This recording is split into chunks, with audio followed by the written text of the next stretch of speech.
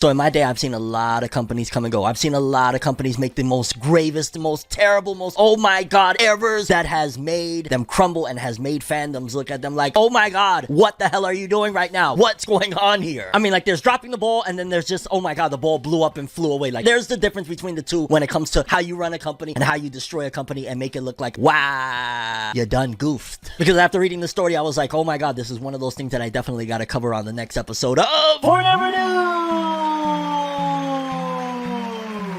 No matter how you move, get it done. No matter how you move, get it done. No matter how you move, get it done. No matter how you move, get it done.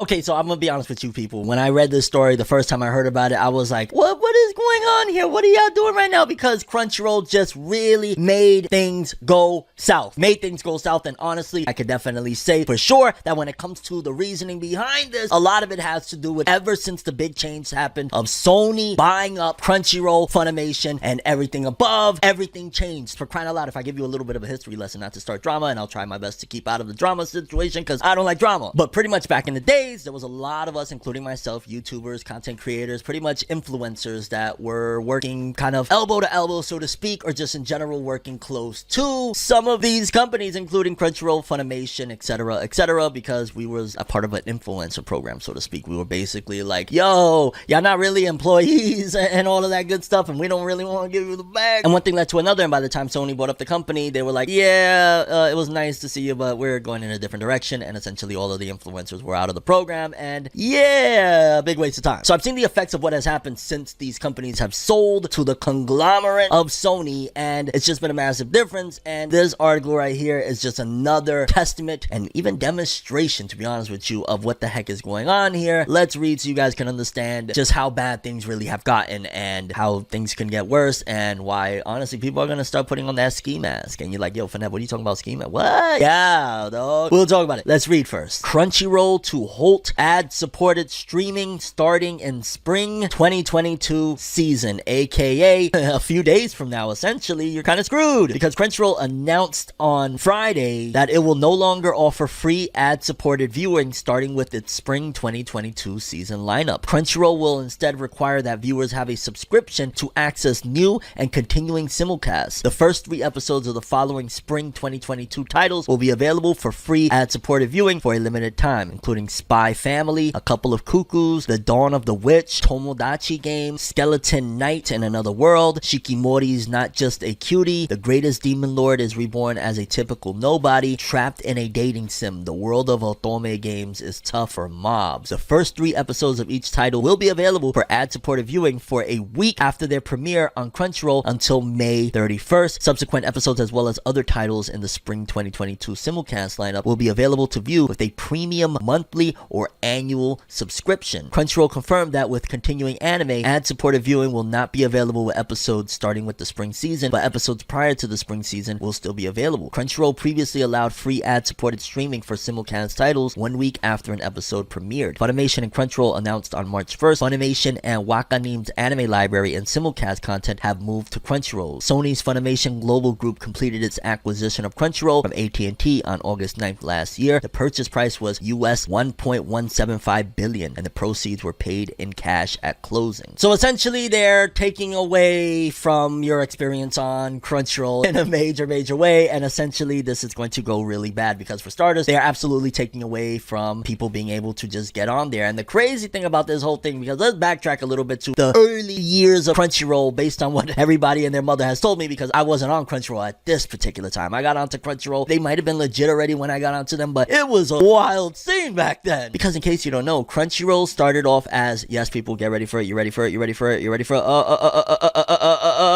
Crunchyroll started as a pirate site. Essentially, think Kiss anime. Think of, like, you know, the ones that are essentially illegal. That's how Crunchyroll started, and now they've got to the point of being so up there, the brand itself, and swapping hand to hand that ultimately now they're like, yeah, we're gonna forget about the crimes that we've committed back then and focus on this now. Like, yeah, because basically they're taking away and saying, no, we're giving you, like, no, you're taking away. There's, like, I want to say, according to one of the top posts on Google, it says here, we are pleased to announce that we have passed 5 million paid users around the world and over 120 million registered users overall. This huge achievement is only possible because of the amazing community of anime fans backing us up, and this was said via Crunchyroll August 3rd, 2021. So essentially, out of 120 million registered users, only 5 million of them are going to have access to Crunchyroll. And I definitely have a voice in this whole thing because I've been rocking with Crunchyroll and using that service for a very long time now. In fact, I want to say I've been using the service since 2011. Kind of crazy. But if you're going this direction, then wow, when you're in a relationship and things are starting to go south and you're like, whoa, what happened? It was so good in the beginning. You used to give me roses every day. That's pretty much the relationship that it's looking like with Crunchyroll, especially if somebody that's been around from the pirate era of it till now. It's kind of like, imagine Luffy went from, hey dog, I am Luffy the pirate king, the man that's going to be the pirate king, to all of a sudden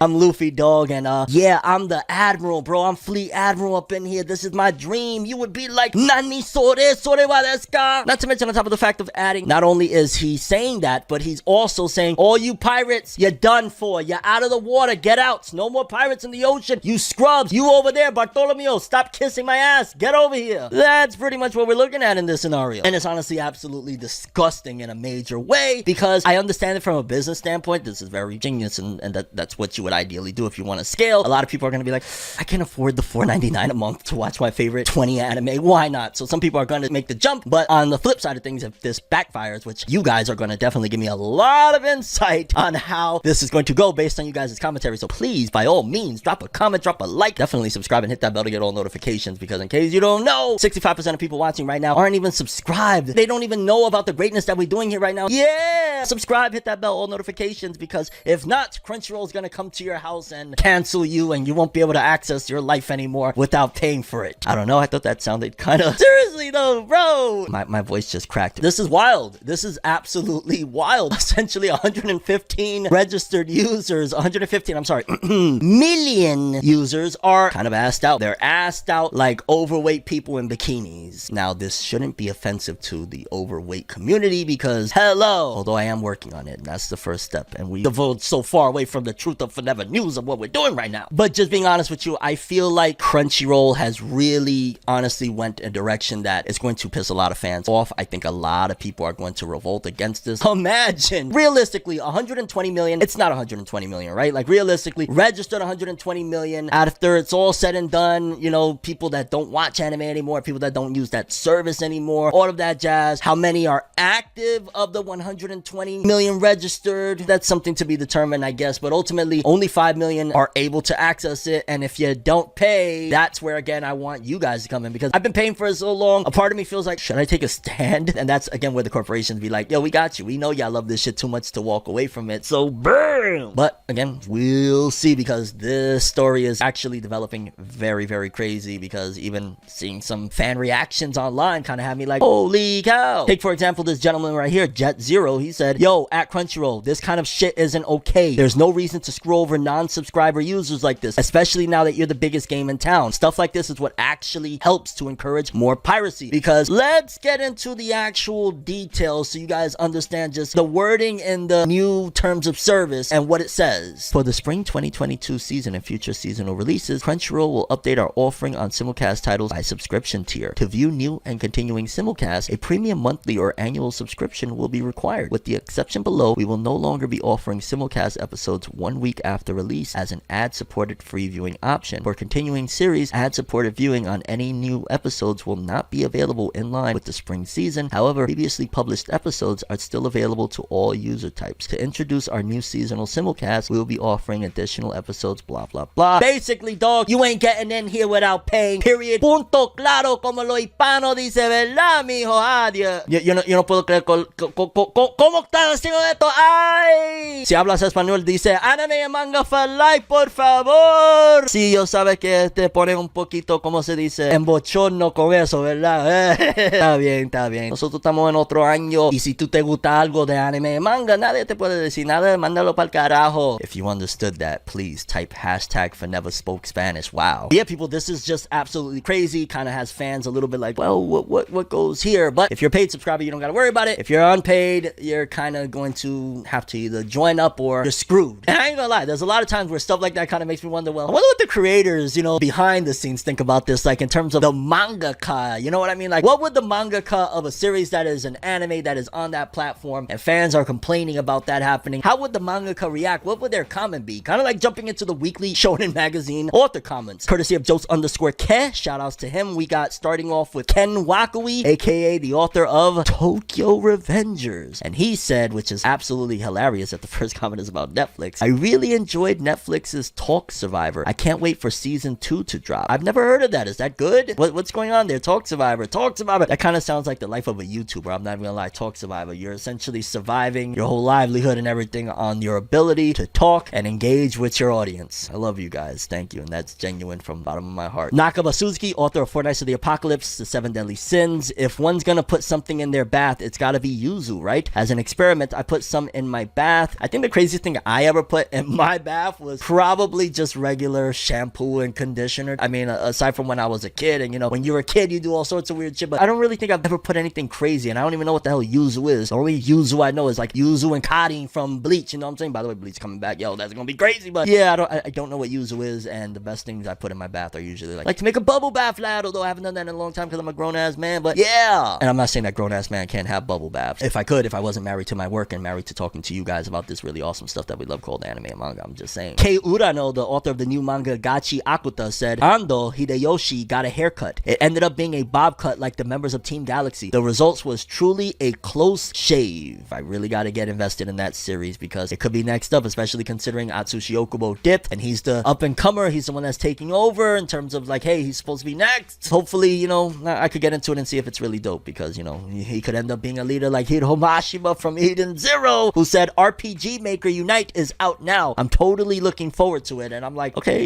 yeah, once again, Hiro Mashima, Inhuman. This man is not human. This man can't be real, okay? There's no way Hiro Mashima is a real person. Now, RPG Maker Unite is out. Well, I guess it goes in line. Like, what? He just released that Eden Zero free game, so is he going to work on the next one? And is RPG Maker Unite, is that like something that teaches you how to make RPGs, considering the fact that we know he's been in game development for a little bit now on his own personal independent thing? So kind of makes me wonder, like, okay, where are we going with this, lad? Definitely, especially considering we got the next comment from Blue Lock, Muneyuki Kaneshiro, and new legends are coming to take over the manga scene, especially the Sokka dude that said, if I can beat Elden Ring, then Dead by Light should be a snap. I gotta get more into gaming. Oh my god, when I hear this, y'all have no idea. Like, okay, I did the casting call in the last episode or so for Never News. I'm like, yo dog, I want a friend. Oh my god, it would be so cool to be able to talk to some people about like Elden Ring, Dead by Daylight, like actually pick it up and play it and talk to my friends about it and shit like that. Like, that'd be fire. In case you don't know, I'm a workaholic and a family guy, so it's hard to be able to get those conversations off nowadays. You know what I'm saying? Like, when you get older, it's a little bit different. When I was 19 and I started this YouTube shit, bro, it was anime and manga, not only for life, but every second of life, okay? And now it's like single dad, trying to, you know, build my career and my work, and, you know,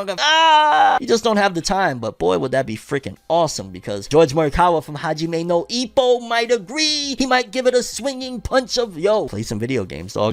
Because George Morikawa said, it feels good to get a payout from an open Richi. I have no idea what an open Richi is. Shout out to George Morikawa. Never know what he's talking about, but hey, it's good to know that he's up and working, and one day he's gonna say some big massive updates that people are gonna be like, oh my god. If I'm not mistaken, and I don't want to get into spoiler territory, but there's a certain character that hasn't done something in a very long time in Hajime no Ippo, and I think it's talks that person might actually do that thing again in Hajime no Ippo, and he could announce it right here, and we'll break it here on Forever News for you guys. And I'm not gonna lie, one of the series that I really still am like, I suck at catching up with is Negi Haraba's Ranger Reject. The occupation section on my Wikipedia article now lists manga artist and YouTuber, and oh my god, you don't understand that. That's one of the goals right there. That's short-term goals, because I think I can actually make that happen. Like, what do y'all think? How long is it gonna take more for me to be able to do something that's going to give me enough notoriety for them to say, oh dog, we need to make a ForneverWorld Wikipedia page? Like, we need to get there, fam. I want my Wikipedia page. Don't y'all think Fornev like, yo, I've been around a minute. Can I get my Wikipedia page so I can say YouTuber, author, musician, all of the stuff that I've done, and all the stuff that y'all don't even know I'm working on and will doing. Yeah. Because I'm gonna be honest with you, it is nice to get recognition. Recognition itself, to be honest with you, oftentimes can even be dangerous. Some people, they crave it so much that they do some crazy shit, but recognition, nevertheless, is really freaking awesome. One of the things that, like, I remember I was scrolling through Twitter and I saw that it said here from Axe, this is a contract. My smell good doesn't come free. And it said Axe and a bottle of Axe spray on there. And I'm like, yo, dog, first of all, I should be getting sponsored for this. Haha, you tricked me. You knew anime people were gonna talk about it, so you did that. Well played. Where's the check, fam? I'm talking about you, dog. Or at least reach out and say what's up. Send me some spray, son, dog. I love some Axe. Because because Axe body spray caught my interest with this ad that they did. And you're probably looking at it like, yo, Fornev, how does this have anything to do with anime, dog? No, Fornever's not going off the rails, dog. Come on, man. Look closely. Look closely. Think about...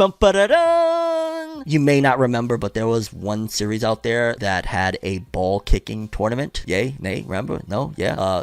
That is clearly inspired by the cover of Volume 1 of Chainsaw Man. If you look closely, compare side by side, that's the background, and it has in the Chainsaw Man cover, Denji in the cover with his, Chainsaw Man head. This one is the Axe body spray. So somebody down there at Axe must be a fan of Chainsaw Man and thought, how can I do this? Because honestly, this almost feels like YouTube marketing tactics, but used from a giant corporation to sell the spray, if you think about it, because essentially you're riding off of and piggybacking off of the idea of Chainsaw Man and anime fandom and bringing it to Axe. Hence why whoever's job in marketing is really awesome, and hit me up. I love marketing. But nah, the point being is that, yo, this is really, really cool because you caught my interest, and I'm talking about the marketing behind it. Like, it's just simple, a splash of green, orangish, red background or whatever. So it's nothing like, oh my god, my mind is blown, but it's still kind of crazy and kooky to look at. Like, yo, dog, that's Axe body spray, but Chainsaw Man background. Like, okay, like, yeah. Wait, hold up. Let me see if it'll turn me into Denji and I could get bad bitches and all of that good stuff. Bad bitches, where are you? Come on, I'm right here. Like, hey! No love? No love. No love. No love. Y'all better not content ID me for that shit. Come on now. Like, yo, dog, I don't even sound like the song. And that's one of the things I love about Chainsaw Man too, is that it's so edgy and dark enough that, even adults can really kind of dig in and get into it. Like, yeah, it kind of gets immature and whatnot, but even adults have that, childlike side to them. Nobody completely leaves. Honestly, becoming a parent is just literally changing your perspective and stuff like that. Like, you're still gonna have the things that you love and how you enjoy to be as a child still in there. It might be dormant depending on what like brings you and but it's still gonna be in there. Kind of like, a certain series about a certain Attack on Titan Eren Yeager. Because in case you didn't know, they did not air an episode of Attack on Titan this past Sunday, and it left a lot of people like bugging out what's going on. And then also on top of that, we get confirmation on the episode count and stuff like that, and it's just going wild. Because for starters, it just said here again, no Attack on Titan episode today. Please wait next week for the finale, which that was again posted on the day of the Attack on Titan episode, and it just said the final episode is scheduled for April 3rd. So April 3rd, mark your calendars, Attack on Titan is coming to an end.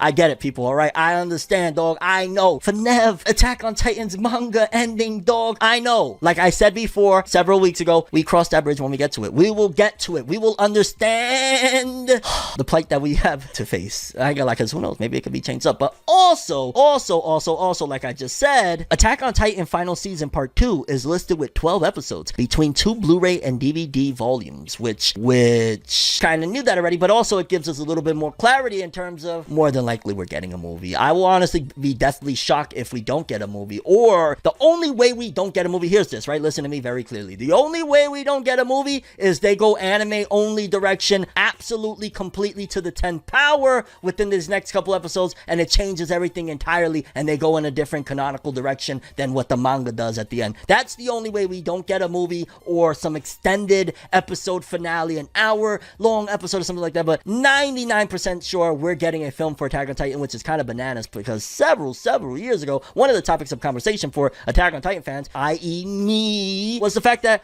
yo, dog, Attack on Titan will be mad fire if it ended with a finale of, like, a film. Like, one of the things I always thought was with manga, that's even more cooler. Like, I really loved, and I think they did such a phenomenal job of Naruto, of them dropping those films around the time the manga ended, the last Naruto, the movie, that essentially, if you finish the manga, you are dying so bad for more Naruto because you know it's over, you're jumping to watch the last film. And then on top of that, you got the Boruto film teased at the end, you're jumping to watch the Boruto film right after, because I think that using mediums and crossing and whatnot is fantastic. I want to say somebody told me, and I don't know if this is true or not, but I was told that Full Metal Alchemist, the manga, dropped its final chapter and its final episode roughly around the same time, same week or something like that. And if that's the case, that is amazing. I wish Attack on Titan would have did that. It would have kind of like, hey, we could have all unanimously had one feeling, whether it be disappointment, satisfactory, whatever it may be. If you satisfied, you satisfied. You disappointed, you disappointed. But ultimately, like, we could have had it all together at once instead of the war between the manga fans and the anime fans and manga fans fighting manga fans. Anime, like, it's just so wild. Like, I can't even really give any type of criticism about the ending of Attack on Titan without absolutely having 50 Eren Yeager or Mikasa AVIs attacking me with Rumble Gang in their bio. Hashtag Rumble Gang, hashtag Rumble these nuts. No, seriously, it's like really, really bad. So you kind of just almost feel like I should just avoid it, right? Like, why do I want problems? Why do I want drama? Why do I want to deal with motherfuckers attacking me because, hey, I don't like these pages in the comic book? Like, come on, dog. What are we doing here, bro? Bottom line is this. Attack on Titan's manga ended. The anime ends in a week's time. Everything has to come to an end. Similar to how, like, Ranking of Kings just came to an end with its first season. Now, granted, the manga is continuing on, but for people that understand just how incredible and amazing Studio Wit is, which they're ironically or coincidentally, which word falls more appropriately for what I'm saying right now, but they're from the same studio that did the first 3 seasons of Attack on Titan, Ranking of Kings. And Ranking of Kings, in case you don't know, because I never made the video because FORNEV be slacking sometimes, Ranking of Kings is really, really good. Like, I really, really love and rock with Ranking of Kings. It's awesome. Ranking of King fans are already desperate for season 2. Ranking of Kings may not have been on your must-watch list this year, but all that changed when the show went live in October 2022. Wit Studio debuted its newest project with solid success, but things evolved as Ranking of Kings went on. The show went from being a passing interest to a full-on hit, and fans are now begging for season 2 in light of its first finale. Given how successful Ranking of Kings had been, it is hard to imagine the show ended with one season. It has been a consistent member of Crunchyroll's most popular series since it dropped, and audiences in China have flocked to the show to boo. Oh, well, thank God the audiences in China were able to see it, considering they freaking banned everything. Gosh. And as the manga is still being published by Sasuke Token. Yo, shout out to Sasuke and he's Token. That's what's up, dog. Yo, my dude, yeah, Blaze, though. That's how he's making the manga so good. That's why Ranking of Kings is awesome. He's Token. Sasuke is Token, dog. Like, yo, Sasuke! With 12 volumes to date, there is plenty more content for Wit Studio to adapt. As you can see in the slides below, fans are already begging for season 2,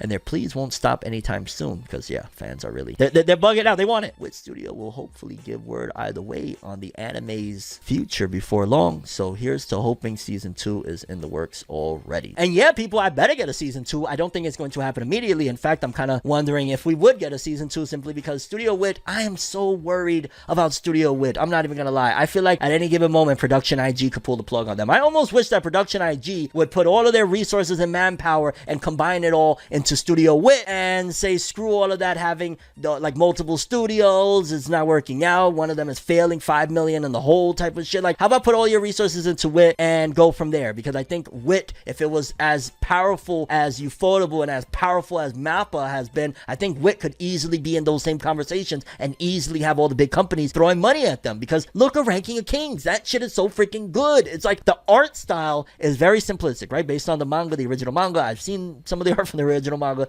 Very, very simplistic. But they made sure to take that opportunity of, oh, we don't got to do a million, like we don't got to draw a Super Saiyan 3 hair. That we could just take this that looks almost like American cartoons, a simple little drawing of this little squishy kid and this little squishy goo shadow thingy majig, and let's give it the most fluid animation possible, because that's a lot more easier and doable than, again, taking an anime character that has 6 million, extra details all over them and trying to do something like that. So Studio Wit did the best that they could, and it succeeded immensely because it's a really awesome one. Crunchyroll is loving it. I'm sure it's successful, and hopefully this helps Studio Wit to get out of the hole, because again, I want to say they're like $5 million it was reported in the hole, and they lost Attack on Titan, and I believe that it's even been, I don't know if it's necessarily 100% confirmed, but it's been put out there that Studio Wit has potentially lost Vinland Saga, which, what? Like, dog, how do you lose Vinland Saga? How does that not even succeed? I mean, I'll be honest with you, one of the biggest things about Vinland Saga, and it's a product and a victim of just the era that we in right now, in terms of if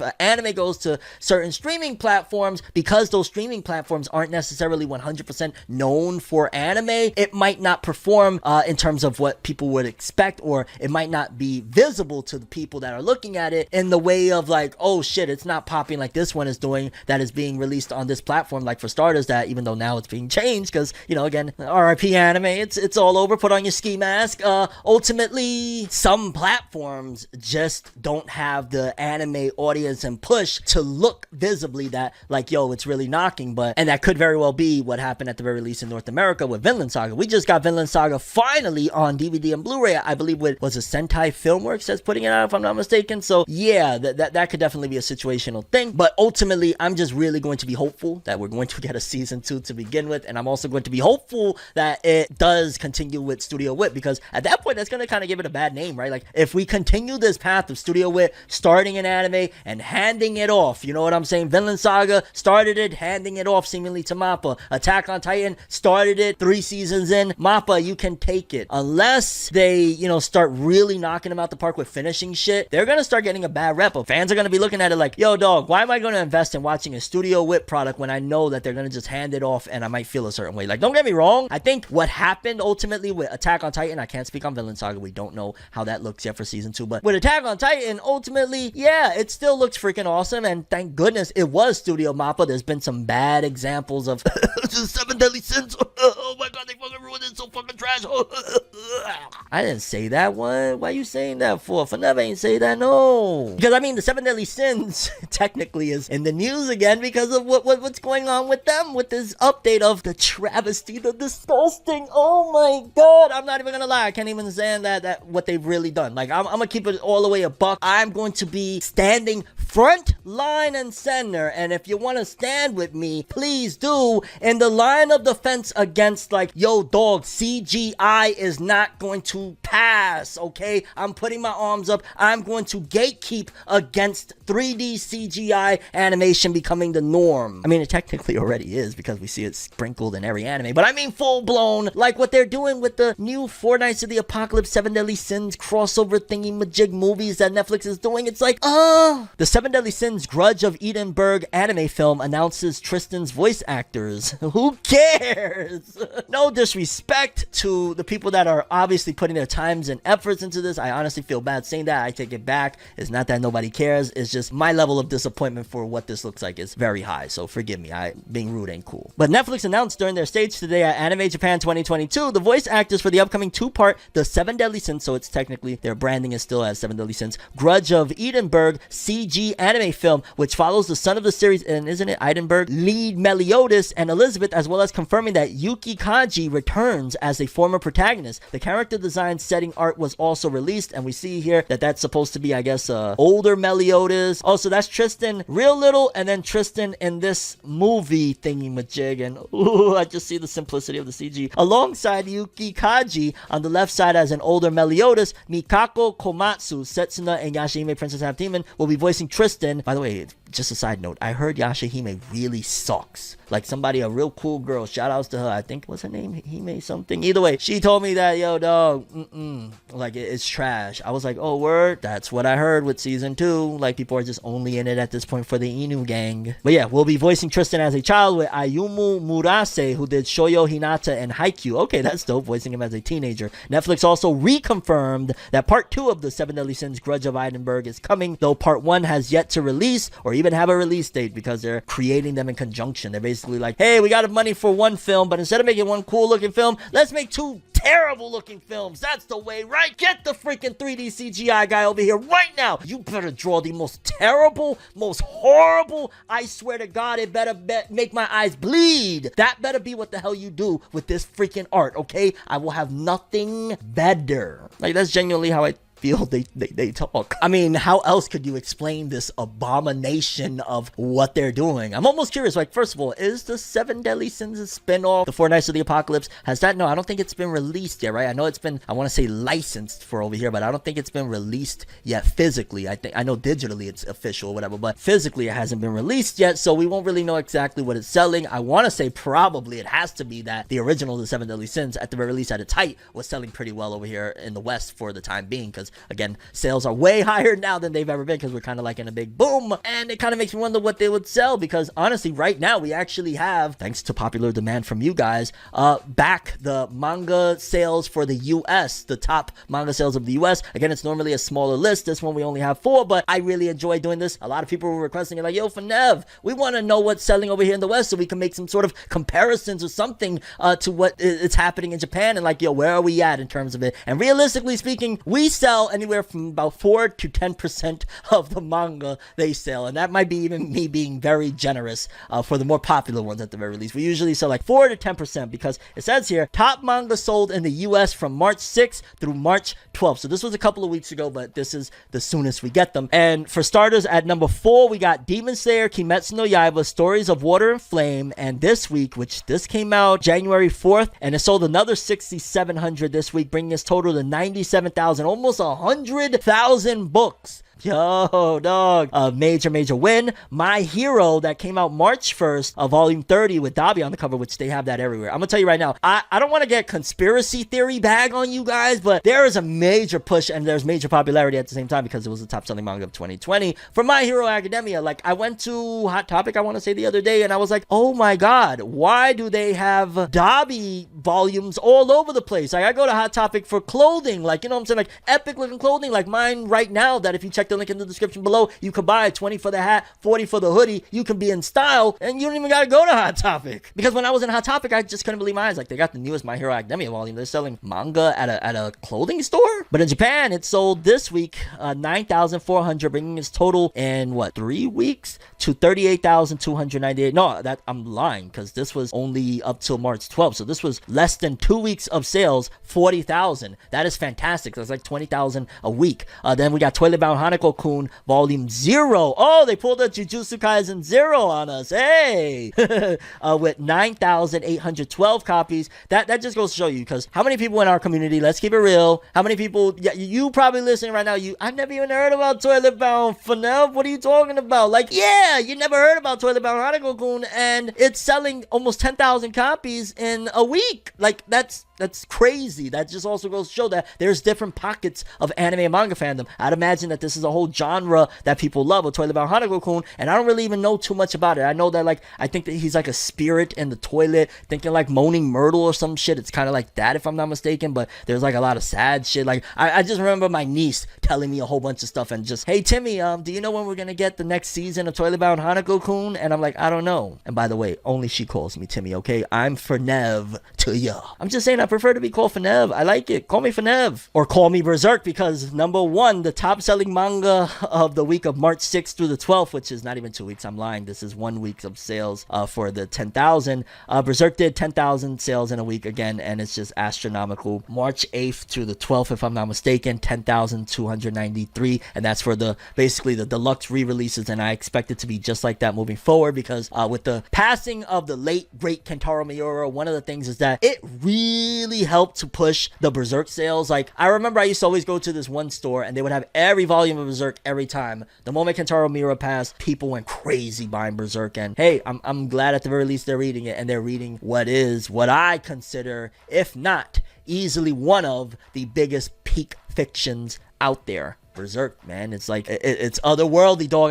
You can't even see it right now, but I got a tattoo on my chest, and probably a lot of you know that, and you're like, yo, Fornev, you're repeating yourself, dog. I don't care. I gotta remind you of the greatness of Berserk, baby, because you see, there's greatness. Like, again, damn near every freaking page of Berserk just looks like it's, whoa, you spent like a lifetime drawing that page, and no, he drew it in a timely manner. It's been on, a 30-year run, but timely manner. Okay, why not, Fornev? It's timely. We'll go with that. But either way, it still looked freaking fantastic. However, something that I just wanted to throw into the news cycle to wrap this bad boy up, Tokyo Revengers Volume 27's cover is, I feel horrible. I feel like I understand what, Ken Wakui was going with the patterns on the dress. That looks really, really cool, but the coloring, it just feels a little off to me at the top. It feels like it was trying to go elegant, but it almost came across as like even fan art to me from her facial features and everything at the top. Like, the bottom, he was very focused on getting the most sickest looking designs out there. Like, bar none, that looks amazing. It's the top part that I'm like, it looks mid. Oh my god, did you guys hear what I just said? Play the clip back, editor. It looks mid.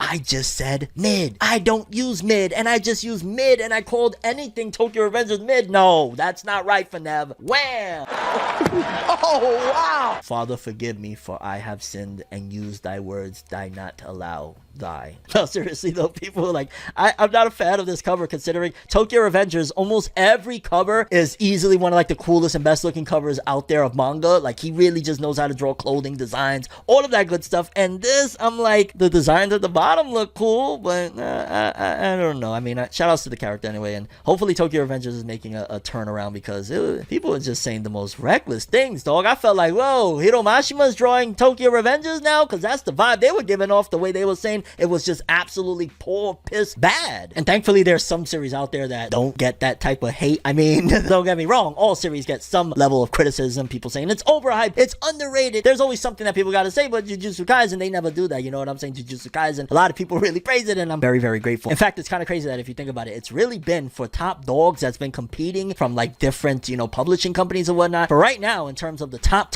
it's Jujutsu Kaisen, you know, the #1 selling manga of 2021 that just put out a film that has already surpassed $100 million revenue and sales and whatnot. Like, you know what I'm saying? You got that dog versus then Tokyo Revengers, that if it wasn't for that dog, and if it wasn't for also Demon Slayer, yo, we gotta keep it real, we already know the anomaly of Demon Slayer. It's crazy. Like, Tokyo Revengers would have been the biggest. It would have been #1. It would have been like, holy cow, for the first time ever, Weekly Shonen Magazine finally came with the dub. Wow. Instead, Weekly Shonen Jump was like, Shueisha was like, nah, we're gonna, you know what I'm saying, we got Demon Slayer and Jujutsu Kaisen. Try again next time, dog. And Jujutsu Kaisen seems as though they're still pushing it forward. Obviously, they know that there's probably a lot of interest, returning interest at that, for the Jujutsu Kaisen series from, you know, people coming from the film and all of that jazz, because over there in Japan, in case you don't know, it's a very, very big deal to re-air stuff. Like, a rebroadcast to them is important, and they'll even do new things. Like, for example, here, this short image, it just says Jujutsu Kaisen TV anime gets new visual for season 1's rebroadcast, and it looks so freaking sick. Yuji, Sukuna, I even just took a screenshot right now, I was like, yo, dog, that might could be my wallpaper, and it just looks sick. And again, it's like, okay, boom, because we already know season 2 is being worked on 2023. We just had the film. They're trying to keep things hot, and at the end of the day, also, they're probably recognizing, keeping it a buck with Gege Akutami. If I was business partners with Jump and Shueisha, right, and I'm Studio Mappa, and I got this Jujutsu Kaisen anime that is doing well, and I want to make sure it continues, I would be worried about the mangaka's ability to keep and sustain the brand, considering Gege Akutami is constantly, you know, falling behind or getting ill and whatnot, which absolutely, like, I'm on Gege Akutami's side on that always. Forget about all of it, you know what I'm saying? Like, I'm always on that side for the creators and the creatives and whatnot. Like, they're the ones that deserve the dub. But nevertheless, it's still going to make it like Mappa's going to be like, damn, yo, you know, there's a lot of breaks, you know what I'm saying? This can make, at any given moment, it could slow down. Let's keep the hype going. How about we rebroadcast this? Not only will it keep the hype going, but also people that just watch Jujutsu Kaisen 0, and maybe they can't afford the ridiculously expensive Blu-rays and DVDs over there in Japan, they can catch Jujutsu Kaisen now and be like, oh, so I saw 0, this is the series, and then boom, season 2 is coming in a few months after that. And that's probably why they're doing this big rebroadcast, because again, think in the West, we don't care about rebroadcast. I can do it anytime. Over there in Japan, holy shit, they're re-airing it. Just imagine like your childhood. Sometimes a rerun would be really, really awesome. In fact, I grew up on Nick at Night reruns, The Fresh Prince of Bel-Air, George Lopez. Like, I used to, you know what I'm saying? Like, reruns was the and that's why they use it as a very big thing over there, even though once the internet really takes over, reruns will be a thing of the past, other than, hey, let me go back and watch that video. But yeah, this image, absolutely insane. Yuji Sukuna looks freaking incredible. And I gotta ask this question right now. Is it just me, or has the streaming era of anime and manga brought forth just some of the most chaotic problems and definitely a lot of bad things for the industry and the fans? Don't get me wrong, we're in an era right now with anime and manga that is just like, yo, dog, I'm gonna keep it real with you. I never thought we would come this far. It's honestly like, to quote Biggie from Juicy, you never thought anime would take it this far. I just didn't. But then in come all the big corporations, and oh my god, everything is going crazy, and I'm just right now like, yo, things is bad. Things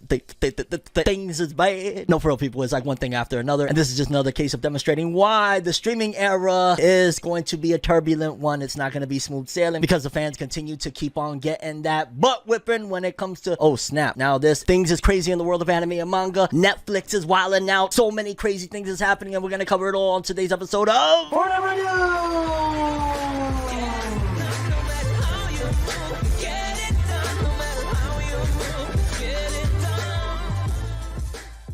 Okay, so to keep it real with you, before I started this episode, I was like, yo, dog, there's so many things happening in the world of anime and manga. Where do I begin? What to start with? And then I saw this story and I was like, that's the one. We're going to talk about this one. This is very serious and this is going to have major consequences down the road if it goes unchecked. Because in case you don't know, there's a lot of conglomerates right now. Well, not a lot, kind of a small group, but for the most part, there's some conglomerates that are essentially competing for who's going to be essentially the king streaming service of anime. And I guess manga's in there, but not really. Nobody's competing. It's kind of like, yo, Shonen Jump app or, yeah, I don't know, the illegals away, MLO, the illegals. AKA getting your One Piece on, you know what I'm saying? I don't know how much more I can be with that one. Transparency, come on. But there's some serious competition out there right now. I mean, we've already covered multiple times here on FORNEVERNEWS that Sony has bought into two of the biggest conglomerates over here in the West, in particular the showrunners of licensing anime and bringing it over here to the Western audiences, Funimation and Crunchyroll. Sony got them under their belt. Then you got Netflix entering the picture and grabbing exclusive rights that JoJo's Bizarre Adventure fans are like, yo. I mean, at first I thought it was going to be a great thing. I was like, yo, dog, okay, Netflix is entering the ring. They're going to stop, you know, the monopoly that is occurring right in front of our eyes as all of these companies become one. Boom, here we go. And then here comes capitalism. I am here. Yeah. Essentially, everything is just going in a disarray, and this could have consequences for the future that maybe the series that they're affecting right now might not be the most important to you, although I know millions of people it's important to, but I'm just saying, eventually this could affect you, and you might get a little bit ticked off. You might be like, yo, dog, really? What's going on here? So let me warn you of what is happening right now with Netflix and what they're doing and the dire consequences it's going to have. Because Netflix is quickly becoming an issue, or I guess you could say whether it be a positive or a negative is how you view it, but either way, Netflix is ultimately becoming a big staple in the anime industry now. In particular, one of the biggest acquisitions they did that just cemented them is JoJo's Bizarre Adventure. They got the exclusive rights to the point where Jason DeMarco from Toonami is still looking at them like, you really did that to us, dog? We were airing it first. Why you playing with us? Shout outs to DeMarco. I feel your pain, dog. They be doing some wild stuff out there. But nevertheless, it was a giant acquisition that kind of left all of us like, wow, they really aren't playing anymore. Because initially, Netflix started off and I was just kind of like, oh, you got the Adventures of Sinbad. Cool beans, bro. I'll watch it and then I'm done because y'all don't got no more stuff. Fast forward a few years later, here we are, and yeah, they got all of JoJo's. And you're probably thinking, well, okay,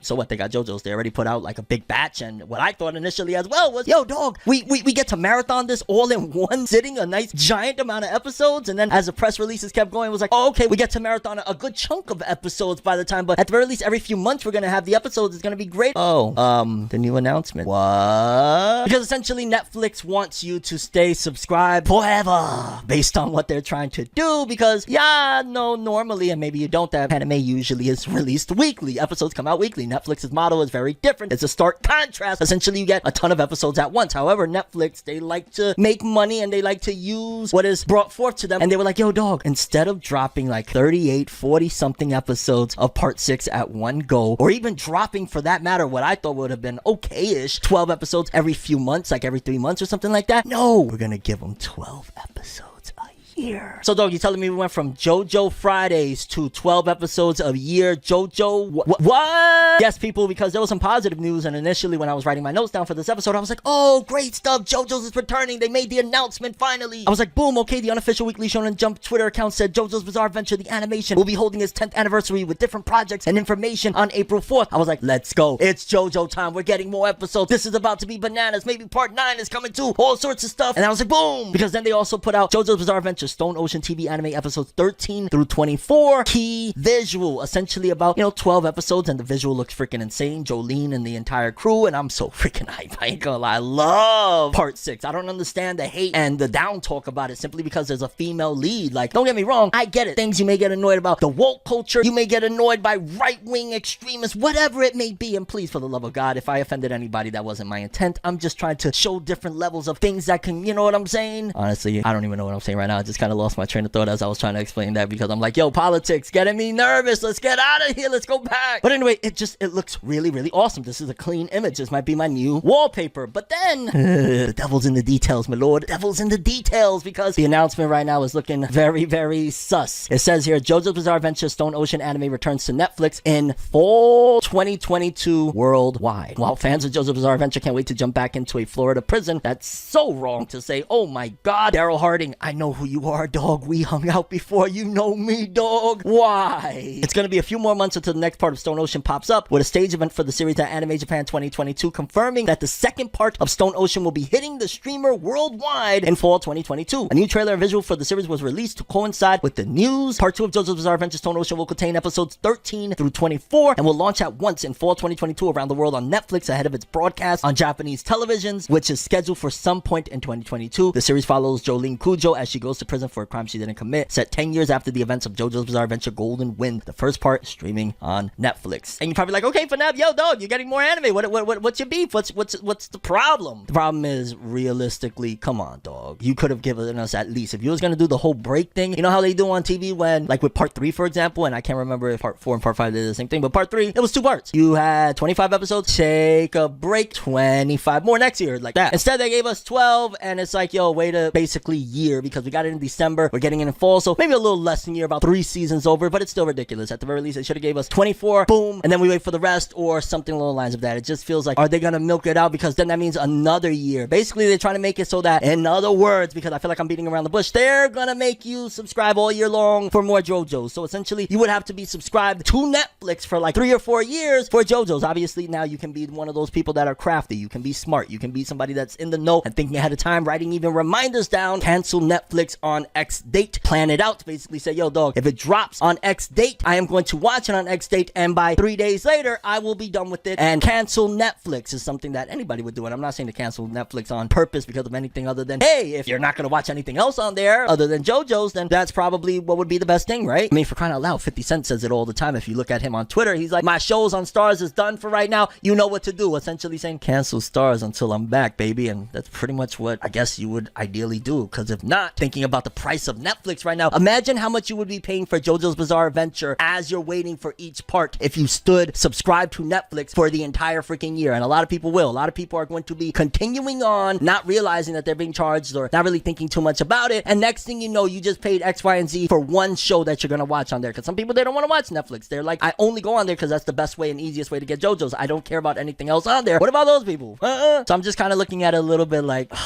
This is problematic because if they're trying this with JoJo's, which is a very big IP right now, don't get it twisted, JoJo's Bizarre Adventure, humongous fandom. If they're trying this with this IP right now that they just started, they just really launching off, Netflix is really starting to become a staple now in the anime industry, then what happens next? What if, you know, some terrible catastrophe happens and like a big new title or a couple of new titles of jump stuff that you really love? Like imagine Chainsaw Man was a Netflix exclusive. I would go down to Netflix and be like, yo, y'all not doing this to me right now, dog. What? I call Makima at that point, though, like, yo, get him right now. What are they doing? You see what I'm saying? Like, it's bad enough we're already waiting for Chainsaw Man, just being honest with you, because Mappa's taking time, but take the time that you need in order to get it right. But either way, we're waiting a long time. Imagine that. Imagine another one. Imagine like if, I don't know, there was a Naruto sequel down the road and it was funded by Netflix and it was only the way to watch it is to go to Netflix and they're doing it like that. Imagine. I think you would be pretty ticked off. Which, by the way, oh my god, I found out something is really, really horrible right now. Holy shit, did y'all miss that? Well, for starters, it's the fact that you're not subscribed. What are you doing? 65% of people right now watching aren't subscribed, and those people right now, I would really appreciate it, and it would benefit both of us if you would hit that subscribe button and hit the notification bell so you get all notifications when we drop new episodes of FORNEVERNEWS on here.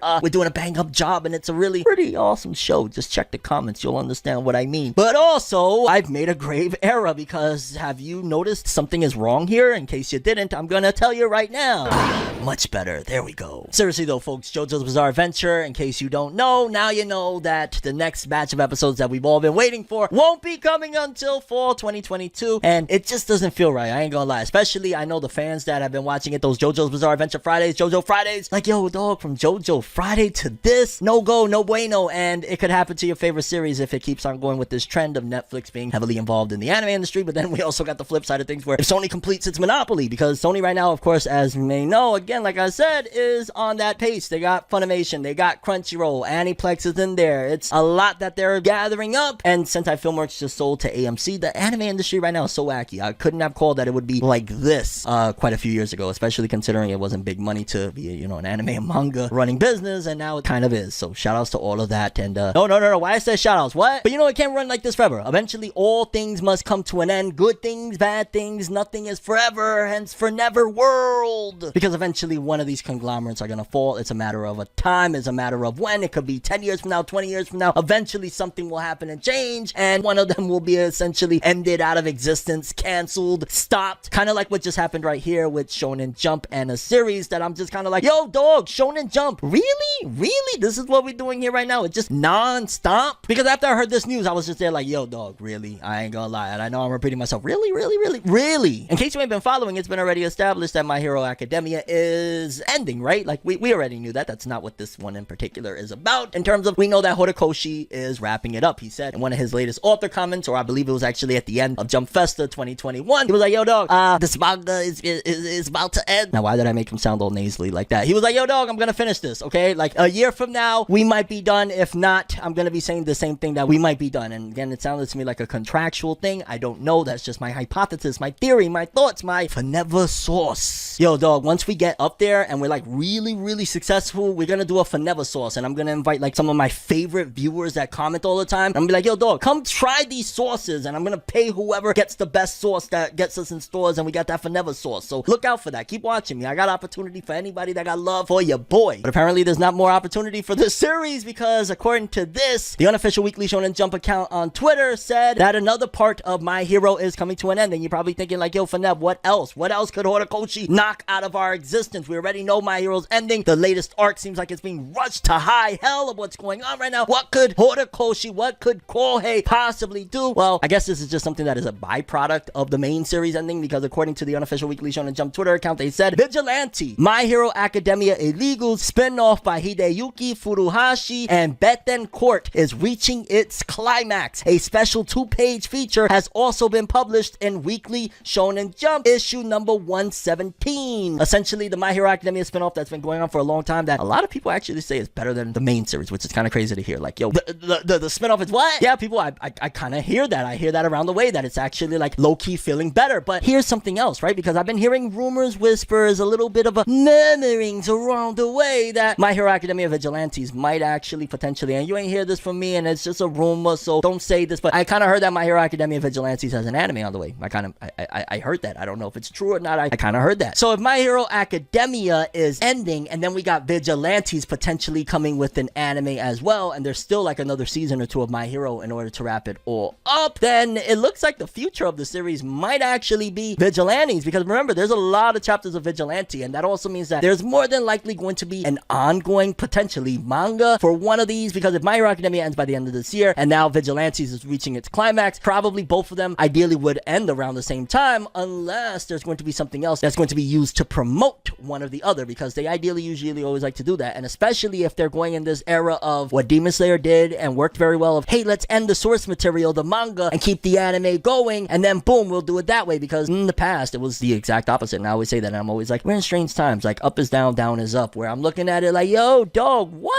So let me get this straight. Now y'all are cool with ending the manga, even if the anime isn't done yet, and y'all just keep the anime going. I mean, it's working for Demon Slayer, so there's a fact that it works, and I wouldn't be surprised if, again, a lot of series go that route. Like, Marshall might not be able to do that. Maybe it's going to be because Marshall might end up again. I don't know why I feel Studio Pierrot is just there like, we got Marshall. Like, if they do, oh my god, or Toei, oh my god, no! Nah, I ain't gonna try to hate on them that much, but damn. As a matter of fact, I want you to comment right now. Here's a very big question. Which studio right now you think would be the one that would actually get Marshall? Would it be Pierrot? Would it be Toei? Wit? Like, who would get honestly, I think Marshall really falls into Pierrot or Toei in terms of, like, you can make that episodic, in terms of that you can stretch that out, in terms of that it feels like it could go a very light direction if need be, because it's kind of a slapstick comedy, very funny action shonen gag thingy. But either way, My Hero Academia Vigilante is coming to an end, and honestly, it almost feels like a shame, because again, it's like, yo, so if this is better than My Hero from what fans tell me, and they're ending that now too, what's going on here? It could be that, again, we're being ushered into a new era, and again, the My Heroes and everything that this era stood for, it's their time to move out. Like, honestly, things are going faster. Just because Naruto, Bleach, and that One Piece Big 3 era, I know One Piece is still going, relax, we're in a joyous time, boy, yeah. But just because their era lasted so long, you know, Naruto went from 99, I think it started, the manga, it went from like 99, or was it the anime? It was 97, somewhere around there. Like, just because Naruto went from like the late 90s all the way till 2014 doesn't necessarily mean that this era is going to, especially considering we're at a different attention span, where everything is going so fast. It's probably going to be be a fraction of the time for an era moving forward. So then this next era, which is ridiculously fast, like, you know, Demon Slayer manga has been over now for 2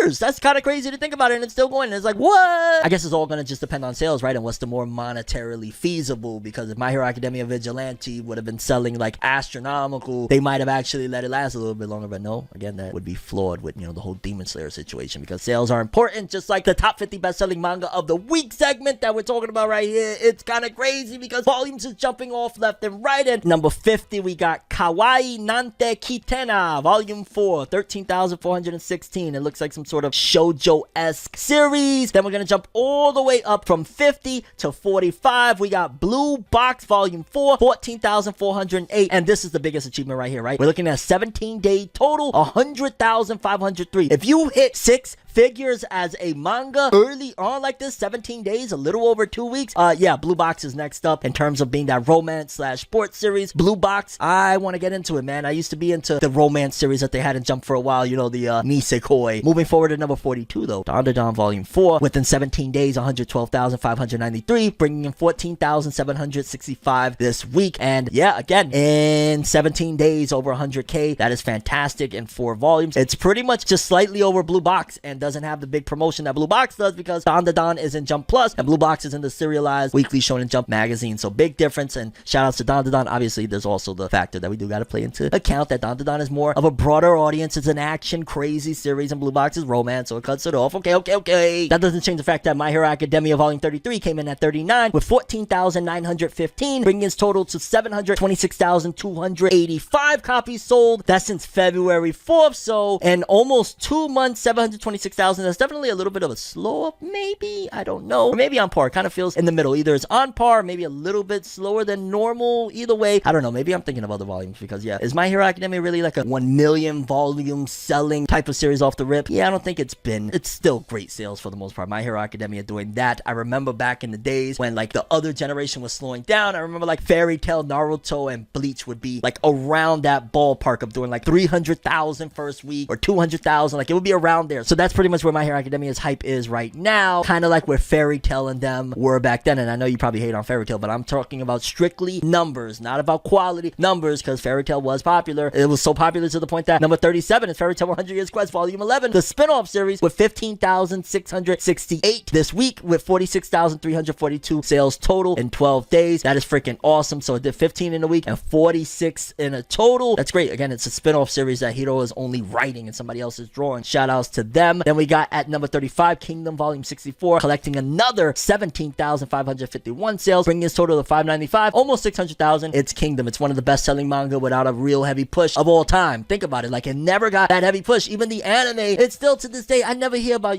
put on that Kingdom anime, dog. Put that... No, I don't hear that. I'm sorry. I don't. I hear about put that Kingdom manga up, read it. I don't hear about the anime. Never. No, unless it's the company that licensed it, that they're like, yo, we paid all this money for this shit. We got to push it somehow. Do something. Next thing you know, there's going to be like some sort of big, massive scandal that they use as a front in order to get like some publicity onto it. Like, yo, dog, the director of the Kingdom anime did something crazy. He got naked and ran into a woman's bathhouse. Actually, I take that back. In Japan, that would be frowned upon. Over here, we would probably be like, yo, that's crazy. Oh my God, I gotta watch Kingdom. Let me not get political or talk about geographical. Just nothing of that sort. Although I guess I do want to get a little geographical, because Jujutsu Kaisen Volume 18, way past the Shibuya incident, haha, I connected that there, came in at number 34 with 17,716 sales, 1.892 million total. And again, at 34, and this came out, wow, this came out a while ago. This came out, what, December 25th? That's freaking nuts. This came out at Christmas, and it's still freaking selling almost 2 million. 100% will hit 2 million within maybe another couple months at least. Asha Volume 10 at number 33, 17,890. Again, over 100,000, 17 days sale. It's looking like, okay, to be in the ballpark of what Shonen Jump wants and whatnot, you probably got to sell about 100k within 3 weeks time, more or less. That's what it's looking like to me. In about 3 weeks time, to be a big dog right now, we're going to classify it. This is going to be our metric from now on moving forward. If you can sell 100,000 copies within about 3 weeks, I'm going to give 21 days. If you go over that, I'm sorry. No, in 21 days, you got to sell 100k in order for you to be considered a big dog. We're going to do it like the music industry, baby. But we're going to give you 3 weeks. 3 weeks. You're up and coming. You're ready to blow. Because then going to places 30 through 21, we got Mao Volume 12 at number 27, the newest series from the author of Inuyasha, Rumiko Takahashi. And in 4 days, 21,994. So 22,004 days. That's about like a little over, that's what, 60% of a week. That's not too bad. I guess in a full week, it may have done, what, about 40 to 45, I'm going to guess. That's pretty cool. But you could definitely see that Rumiko Takahashi, since Inuyasha, has not been able to get another banger at that level. Like, Rumiko Takahashi has had 2 or 3 different series now at this particular point. It was Rine, Mao, and I'm not sure if there was something in between. And then, of course, Rumiko Takahashi is doing the character designs for the Yashahime anime, but Mao is their latest work, and Rumiko Takahashi is not really jumping off the pavement with this one, at least this far in.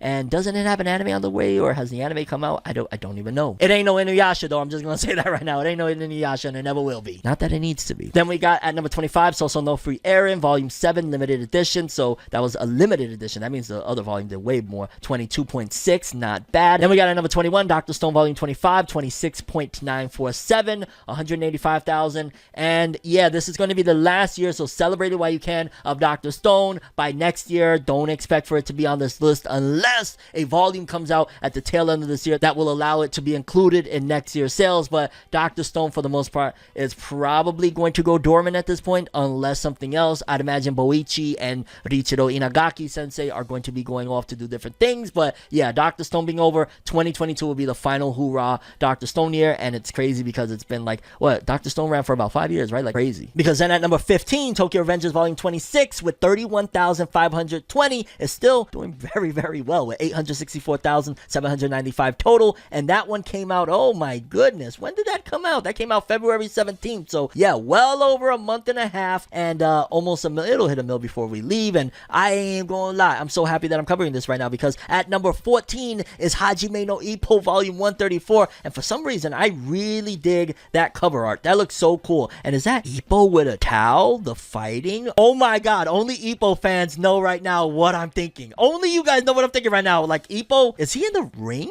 Like, I'm not caught up, so I don't know. But either way, this cover is crazy. 4 days, almost 40,000. Well deserved. It would have probably done 50 something, maybe 60 in a full week. But holy cow, baby, that cover. I've never read the Ippo manga past maybe like 5 to 10 chapters after where the anime left off, just because I was very, very interested. But I'd never read the Ippo manga.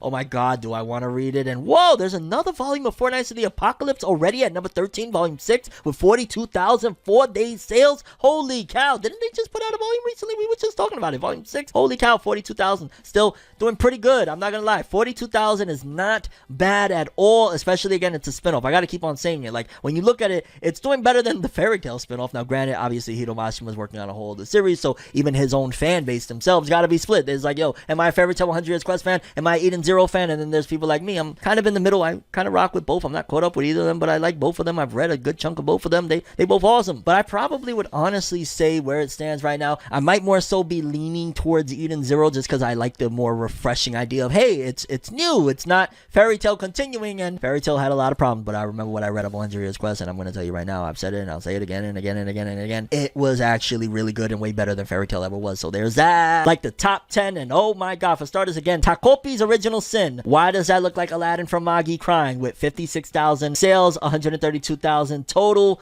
in 17 days. Not bad at all, but oh my god, easily number 8, Fire Force Volume 33, 60,000 pretty much, 59,104 in 4 days, and that's easily the best cover of everything that I've looked at in this entire top 50. Oh my god, is that Shinra? Is Shinra upset? Holy cow, that looks freaking dope. Wow, 60,000. Honestly, I feel like sometimes Fire Force was underrated. It should have been like doing 6 figures in sales and stuff like that. But then we got number 7, Kaiju number 8, volume 6, with weekly 66,956 in the week and 501,044 copies in total. So already 500,000 in 17 days. Definitely lower than some of the other previous volumes. I remember some of the previous volumes, this was doing like, I think it did like 700,000 in its first week or something. So a little bit lower. Interesting though. Shumatsu no Valkyrie volume 14, 70,938. Awesome stuff there. That's really dope for, again, Record of Ragnarok, considering everybody was shitting on that anime, but the anime didn't slow it down at least. Blue Lock volume 18, 80,000. Blue Box, I understand you're trying to come for that throne, but Blue Lock got it on down pack right now. So Shueisha, you might have stretched out Haikyuu a little too long. You probably should have get another sports romance series popping before you ended Haikyuu, because I think Blue Lock is still going to own the throne of this. Like, they might have the Yu Yu Hakusho or some shit, but Blue Lock is going to be the Dragon Ball Z of this romance era. Kaguya-sama Love is War volume 25 with 85,677 copies copies. That cover looks really dope. Slime series bringing in almost 90. And number 1, Soso no Frieren Volume 7, 165,983. And in 4 days sales. That's freaking crazy. That's the number 1 selling manga. And this has been a very, very interesting top 50 best-selling manga, especially some of the stuff that, like, holy cow, that Ippo cover, I'm just saying. And Fortnite's getting another volume already, kind of crazy, but best cover hands down easily, Fire Force Volume 33. It's crazy. It's really over. Like, we live in a world now that Fire Force is done. As much as I've talked about it and covered it, and well, I didn't cover it that much, but I talked about it a lot in my personal life. Okay, I know I should have covered it more. Leave me alone. Because I mean, regardless, Fire Force still did its thing. It still rocked the house. It still brought in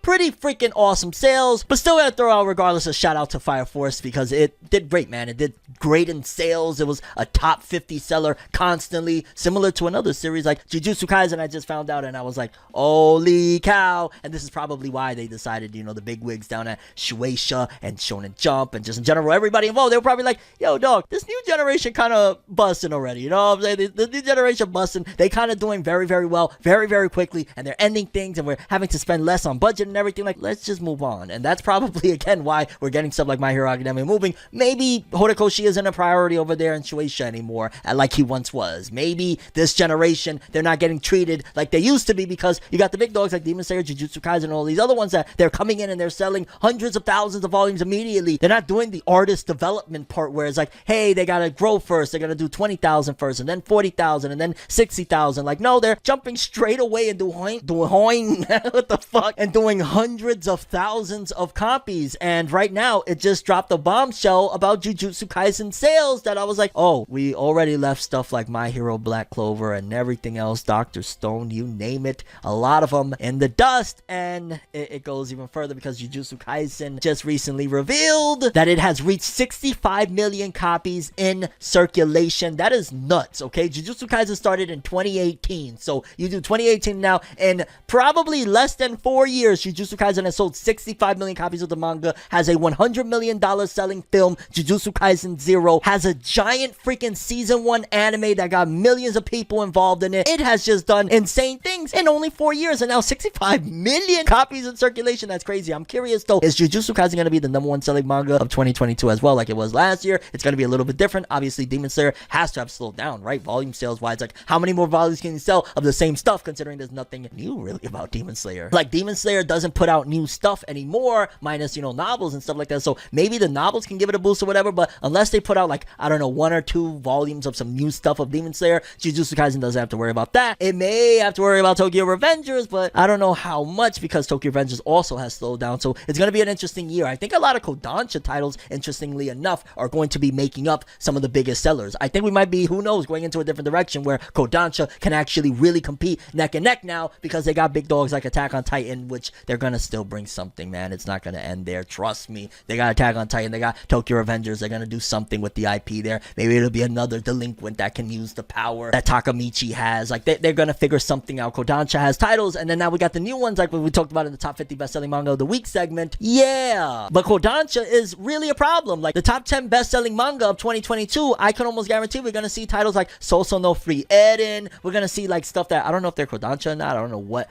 publishing company they are, but the Slime series manga adaptation, like, there's going to be a lot of variety in the next one. Don't get me wrong, I still think that the top 5 are probably going to be somewhat similar in nature. Like, One Piece might be definitely in the top 10, I'd imagine, but, you know, we're going to see probably Jujutsu Kaisen either 1 or 2 or 3. We're going to see Tokyo Revengers somewhere in the top 5, probably 1, 2, or 3. Demon Slayer probably will be the top 10, maybe even 5, depending on what they count and if anything is released this year. So I'm looking forward to the top selling manga, especially when you got Jujutsu Kaisen at 65 million, means it sold even more millions this year. It's going to be a crazy year with 2022 in sales, and Jujutsu Kaisen 65 million sales. 4 years, dog. He came, he saw, and Gege Akutami done conquered it all. We're in a new era where the new guns are blowing up faster than any of the previous generation. They're blowing up to heights that have never been seen before in terms of like, yo, you did it fast, because some of the predecessors, like One Piece, for example, while successful and still to this day doing crazy things that has never been done before, it took a while for a series like One Piece to get big, and that's why One Piece right now is constantly celebrated, even in a segment like this that has multiple news segments that they pretty much are doing like a One Piece convention at this particular point, because we got a lot of One Piece right now that was just announced, including gaming stuff, including the movie, including just a lot of things. Like for starters, in the gaming realm, One Piece Odyssey video game has officially been announced for 2022, and Eiichiro Oda had a message about One Piece Odyssey.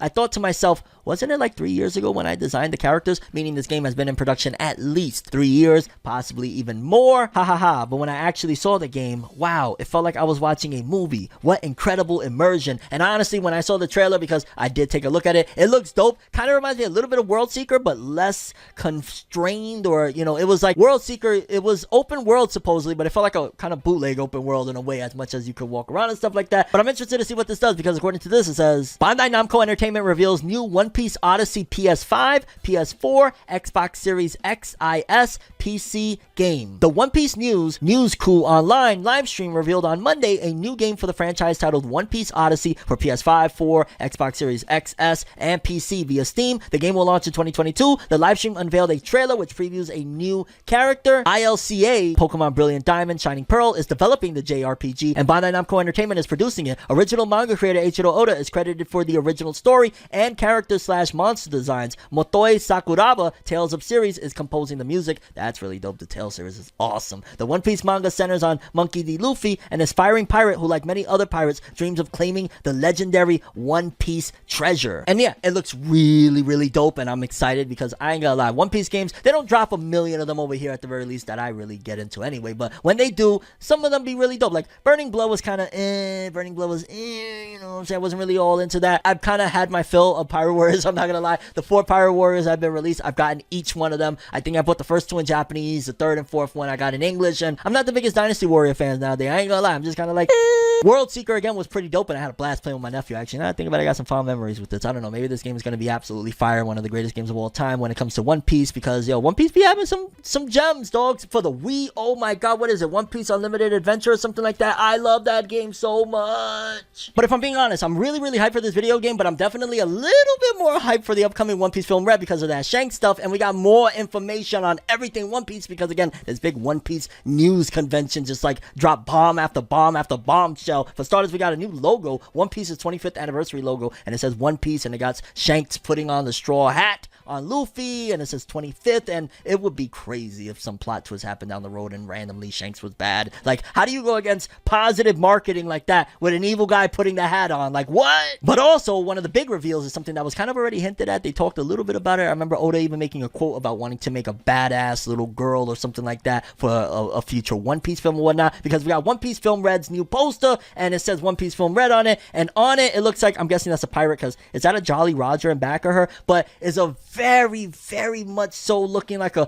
modernized, westernized, or even, no, actually I take that back, because Japan be having some crazy style now, but it looks like Oda was trying to be trendy with this design, because I could see like the younger generation, newer generation really rocking with this, like the colorfulness, the sleeves having like the rainbow looking thing. Like Oda really did his homework, and this was a scientific and calculated move to see if he can attract probably a new audience to his One Piece, because think about it like this, right? One Piece Film Red blows up and goes mainstream outside of just the One Piece fandom that we love One Piece, like regular Mappa, Joe, Greg, you know what I'm saying? Those people, like, if they went and watched that film and supported it, and it did so well and brought in a new audience, then he could continue writing his manga probably the way he wants to and continue on, but business will come. At the end of the day, Shueisha, like, don't get it twisted, they're a business. They don't care about Eiichiro Oda, the man. They care about what Oda can produce. If Oda can produce the results that they're looking for, his manga gets cut short, his vision, dream, and all of our hopes get cut short. So probably he's being a little strategic, and maybe I'm off. Maybe he didn't even design this. Maybe I look like an absolute fool right now, but that's what my speculation off the rip was when I first saw this design. Is like, it's very trendy right now. I like it. I think it's cool. I think, like, as soon as I sent it to my niece, for example, she was like, yo, that actually looks really dope. Actually, I'm gonna ask my niece to draw that or draw something. Like, she's a really great artist. In fact, look at this drawing she did that I just took a picture from her sketchbook. I was like, oh my god, I gotta show this. Like, this is a One Piece drawing of Luffy and Hancock. Like, that's good for a 15-year-old. You know what I'm saying? Like, yo, I'm gonna tell her to draw this, and that might be the thumbnail for this video or a future video. I don't know. Yo, you thumbnail artists artists are in trouble. Because according to this, and it also kind of goes into other pieces of news, One Piece delivers a treasure trove of news on Netflix series Film Red new RPG game. It said One Piece Film Red, the first character poster was released featuring the mysterious character that was revealed in the original teaser trailer. While nothing more was announced about the character, the Japanese text on the poster reads, "Hey Luffy, stop being a pirate." Next up was the logo for the 25th anniversary. Okay, that automatically makes me think, now if there's a connection to Shanks, right? One Piece Film Red and it's Shanks, then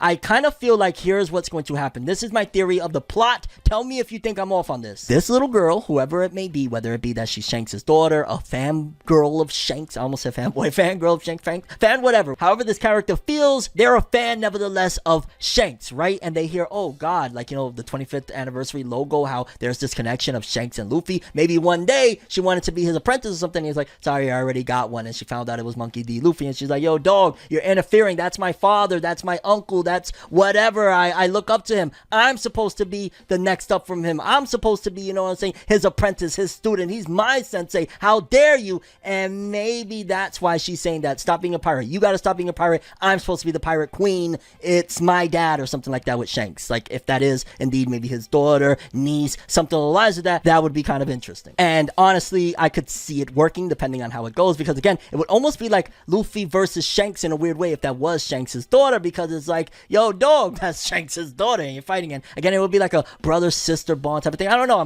There's so many different theories that I could roll with that I'm like, oh God, how is this going to go? But I definitely think that it's going to work out for the most part, especially they've said numerous times at this particular point that this is the most involved Oda's ever been with a One Piece film, period. Like, he is really involved. So I have good faith that this is going to turn out right. I'm not so sure about this one though, because Netflix right now.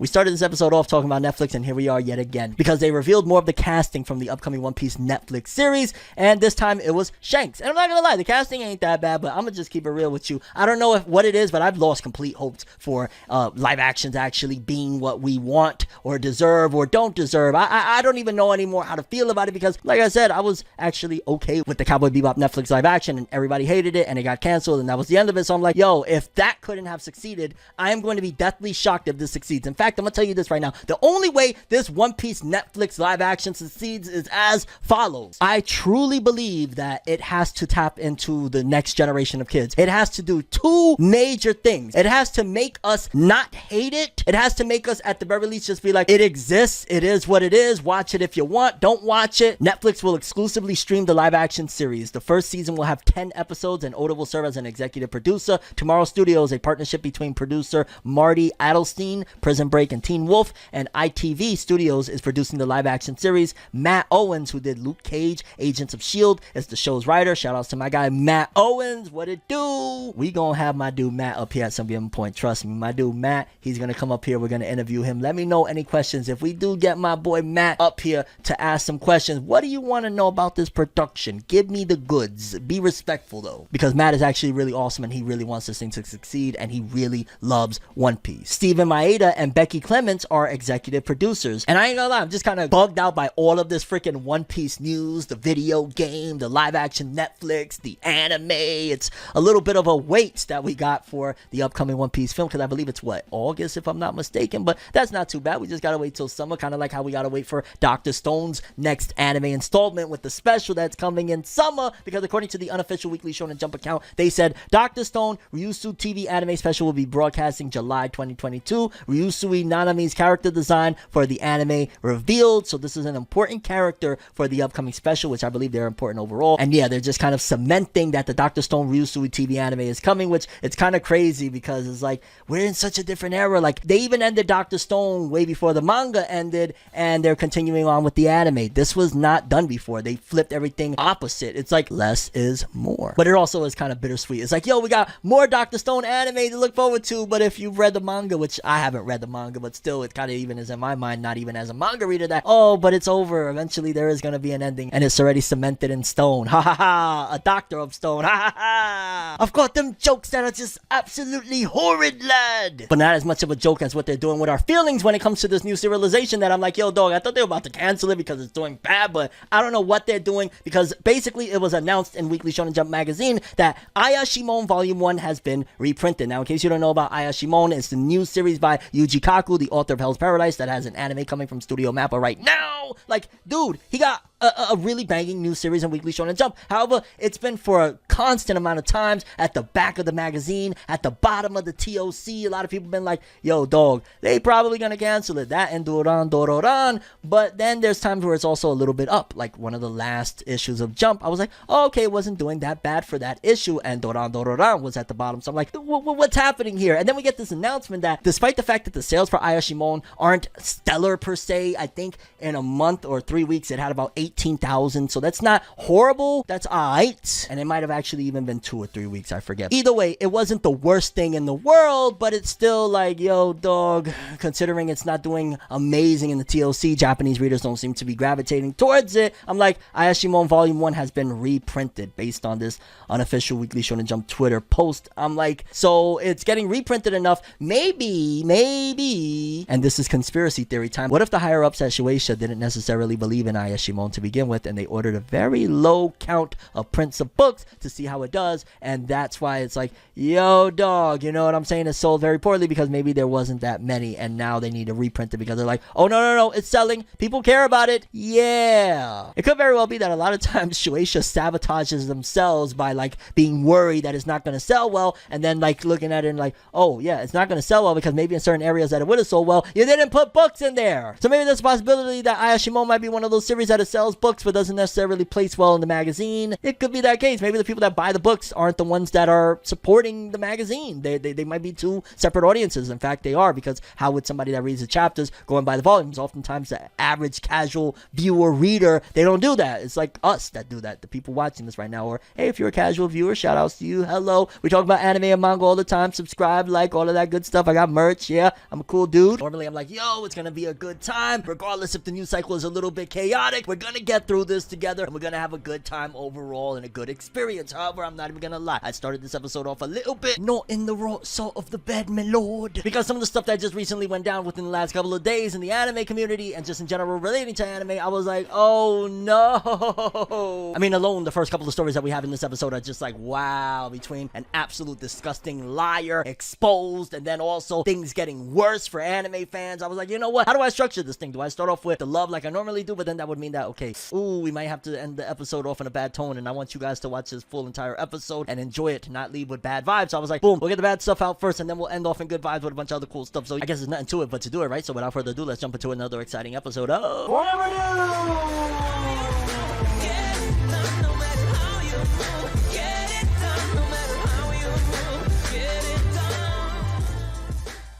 We gotta start things off right, okay? We gotta start things off proper. We can't just go swinging blindly, lads. Let's do it right. Much better, people. Which, by the way, a lot of people have been contacting me about this whole getup, and they're like, yo, dog, I want to buy it. I have a little bit of a wait until I get paid. Can you wait a little bit? So we're gonna be extending the FORNEVERNEWS 2022 merch line for about another week or so. PayPal, Cash App. Yeah, there's instructions there. You could get your stuff in and get your merch. And with it, you can have swag, unlike some people out there, okay? You could have a little bit of pizzazz. You can be looking all stylish. You can be feeling good about yourself and not be an absolute weasel and a worm like what happened right here. Maybe you've been following me for a while, maybe you haven't, but in 2019 I talked briefly about what was going on in the music hip-hop scene, the fact that there was a lot of hip-hop artists that were naming themselves after anime characters. No, I'm not kidding you. In case you don't know, you've been living under the rock. There's a lot of anime character inspired rapper names, such as this one in particular that we're going to be talking about right now, Kid Trunks. Yes, legit, his name is Kid Trunks. In case you don't know about him, I believe he was once down with XXXTentacion in his group. If I'm not mistaken, it was called Members Only. I believe he was a part of that whole movement. He ended up being a nomination for the XXL freshman list. He didn't make it, but ultimately that was what I knew about him, and I even tried to champion him. I was trying to support, like, yo, dog, you repping anime as you're going into hip-hop and music. That is fantastic. That is dope. I'm gonna give you support. I mean, we had that other weirdo dude, what was his name again, Kid Boo, that he said he was a clone, and then all that insanity came out about him. Like, we had that dude, but I was like, I don't know about him. But yo, Kid Trunks, fine, do your thing. Let's see what happens. At the end of the day, you were down with one of my favorite artists from the newer generation, XXXTentacion. Maybe you could do something and it'll be cool. But lately, it's been down bad, because unfortunately, after X passed, things really didn't go into the direction that group probably had hoped, and ultimately Kid Trunks really didn't blow up. That's why he ultimately did a bunch of dumb things like what we're about to say right here, and that's, well, for starters, he, I believe, was about to get caught or got caught and admitted to lying about having lung cancer. Somebody named Kid Trunks, repping the anime community on a mainstream level to a certain degree, any rap fans out there, anybody that may come across him, oh, Kid Trunks, that's Dragon Ball, anime related. So now you're kind of connecting a bridge in a dark manner of why would you be such a piece of garbage and lie about stuff like that? Like, dude, it really hit me and honestly got me upset, and that's why I started off this video telling you guys that, like, yo, dog, I'm trying my best to be positive, but I really got a few choice words for somebody that's going to lie about having lung cancer for clout, like to straight up get clout. Like, I get it, people make mistakes, I get it, we're in a different era, it's hard for people, everybody is trying to come up and all that jazz, but I don't get lying about shit like that when I have people that have passed away to cancer. How dare you be a disgusting cretin like that to be doing stuff like that? Like, yo, dog, woo! Like, I'm just keeping it real. Like, it was absolutely disgusting to hear when I was starting to hear these things. I was like, well, oh, that's so wrong, that's gross, disgusting, especially for somebody that I kind of had a little bit of support for 3 years ago. But then it even got worse. I don't know if you got worse because that's pretty sick and disgusting. I don't know how much low you can get, but ultimately he got caught lying again and got exposed, or he was about to get caught and yet again came out and admitted it, and I was like, ew, you really are terrible. Your name can't be Kid Trunks anymore. You gotta be, I don't know, Kid in a Trunk or something. Yeah, Kid in a Trunk is your new name. Because the next infamous lie this dude was caught in, he lied that he had got shot. I forget if it was like in the face or in the head or some shit like that. Like, he lied about getting shot, and it was like, holy cow, like, what do you mean? Because initially it came out, he said, yo, he got shot. It was like, oh my god, I believe he even posted pictures of him in a hospital, if I'm not mistaken. And then it got stranger, because sometimes reality can be even stranger or more bizarre, a la JoJo, than fiction. Reality sometimes can be a little bit like, oh, whoa, because dude, while he was up in that hospital in that picture that he took getting shot to it,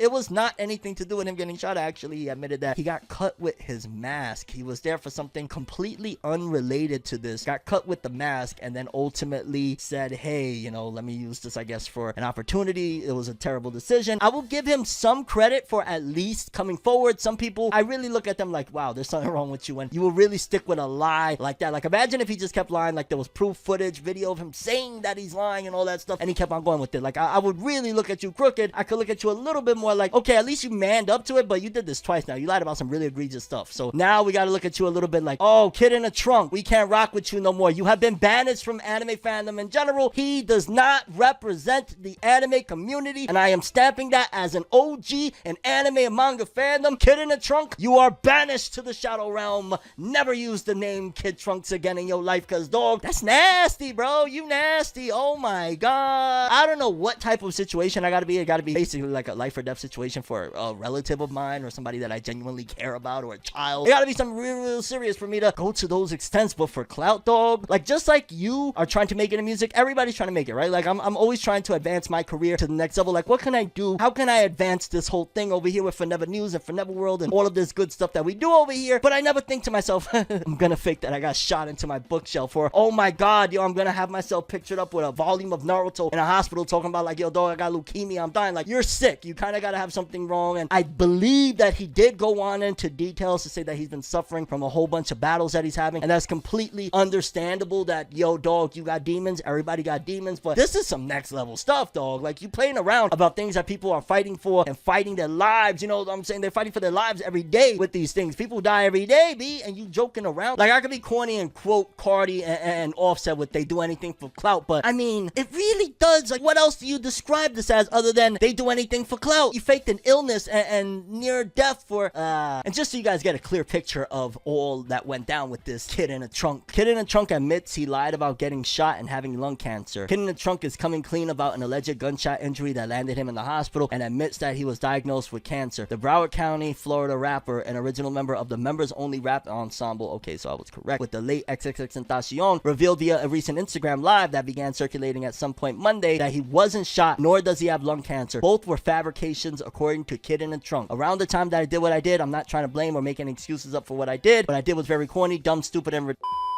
ouch, why are you using such language? But okay. And I can admit that as a man. He began in the live stream. First of all, I do want to apologize for what I said about me getting shot. I did not get shot. I had a seizure in the hospital, and I had the COVID mask over my face, and I was straining myself. So yeah, it's just so what? So they have metal strings in the COVID mask, and it popped out, and I cut myself in the chin. How does that get to you come up with? He also said I wasn't thinking, and not just that, I also have a very bad drug addiction. I felt that my career was going down. I felt it wasn't getting much love as it used to be. They say clout is a hell of a drug, but drug is a hell of a drug. I felt that me lying lying about getting shot would work on my behalf, which it didn't. And honestly, that was probably the stupidest thing I've ever fucking done. And yes, I was clout chasing. I'll admit that. Again, I gotta give credit for that. About the cancer shit, I have an abscess growing in my chest and in the back of my brain that is cancerous. The one thing I did lie about is having lung cancer. I don't have lung cancer. I have a cancerous abscess growing in my chest and in the back of my brain. So why not just say that? But I do not have lung cancer. I was just off the drugs. I got my phone at the wrong time. You guys don't have to believe me if you don't want to. I've been capping a lot due to me just overdoing myself. And there's more to there. And like I said, I ranted mainly off of emotion, right? I was just really upset to hear that, you know, those lies. The kid does seem like, you know, at the very least, he's trying to take accountability. He probably does need genuine help, and I hope he does get the help and doesn't do this again. But it's still so just, I'm gonna pray for that kid. Addiction is no joke. To go to those lengths, man. But fam, there's so many different problems in the world because we just talked about that, and now we got some other stuff going on. We got an update, and we got something even worse to report, because you were probably thinking to yourself like, yo, dog, it's not a big deal. Because in case you missed it, in one of the last episodes of FORNEVERNEWS, we talked about the fact that Netflix essentially is going to be only releasing 12 episodes of JoJo's Bizarre Adventure per year for part 6, when they ideally could have just released it weekly. Like, one of the biggest things with the JoJo fandom was the fact that there was like JoJo's Friday. So initially we all thought, oh great, you know, they're gonna just drop it, we're gonna be able to marathon even if it's just like every 3 months. And then ultimately they were like, no, the next set of 12 episodes comes damn near a year after the first one, and it was really, really bad. However, there was a lot of people that were like, yo, FORNEV, that's not my problem, not my care. I don't care. It doesn't affect me, because they're like, yo, I don't even use Netflix, or if I do, I just go and grab my show and I cancel it and I'm out. You know what I'm saying? I don't really care. Like, it doesn't do nothing to me. And I'm saying to you right now with this big update that, oh yeah, no. It's gonna affect you. It is already affecting you, and I promise you with this news, it's like, unless they're really, really capped, which they very well could be,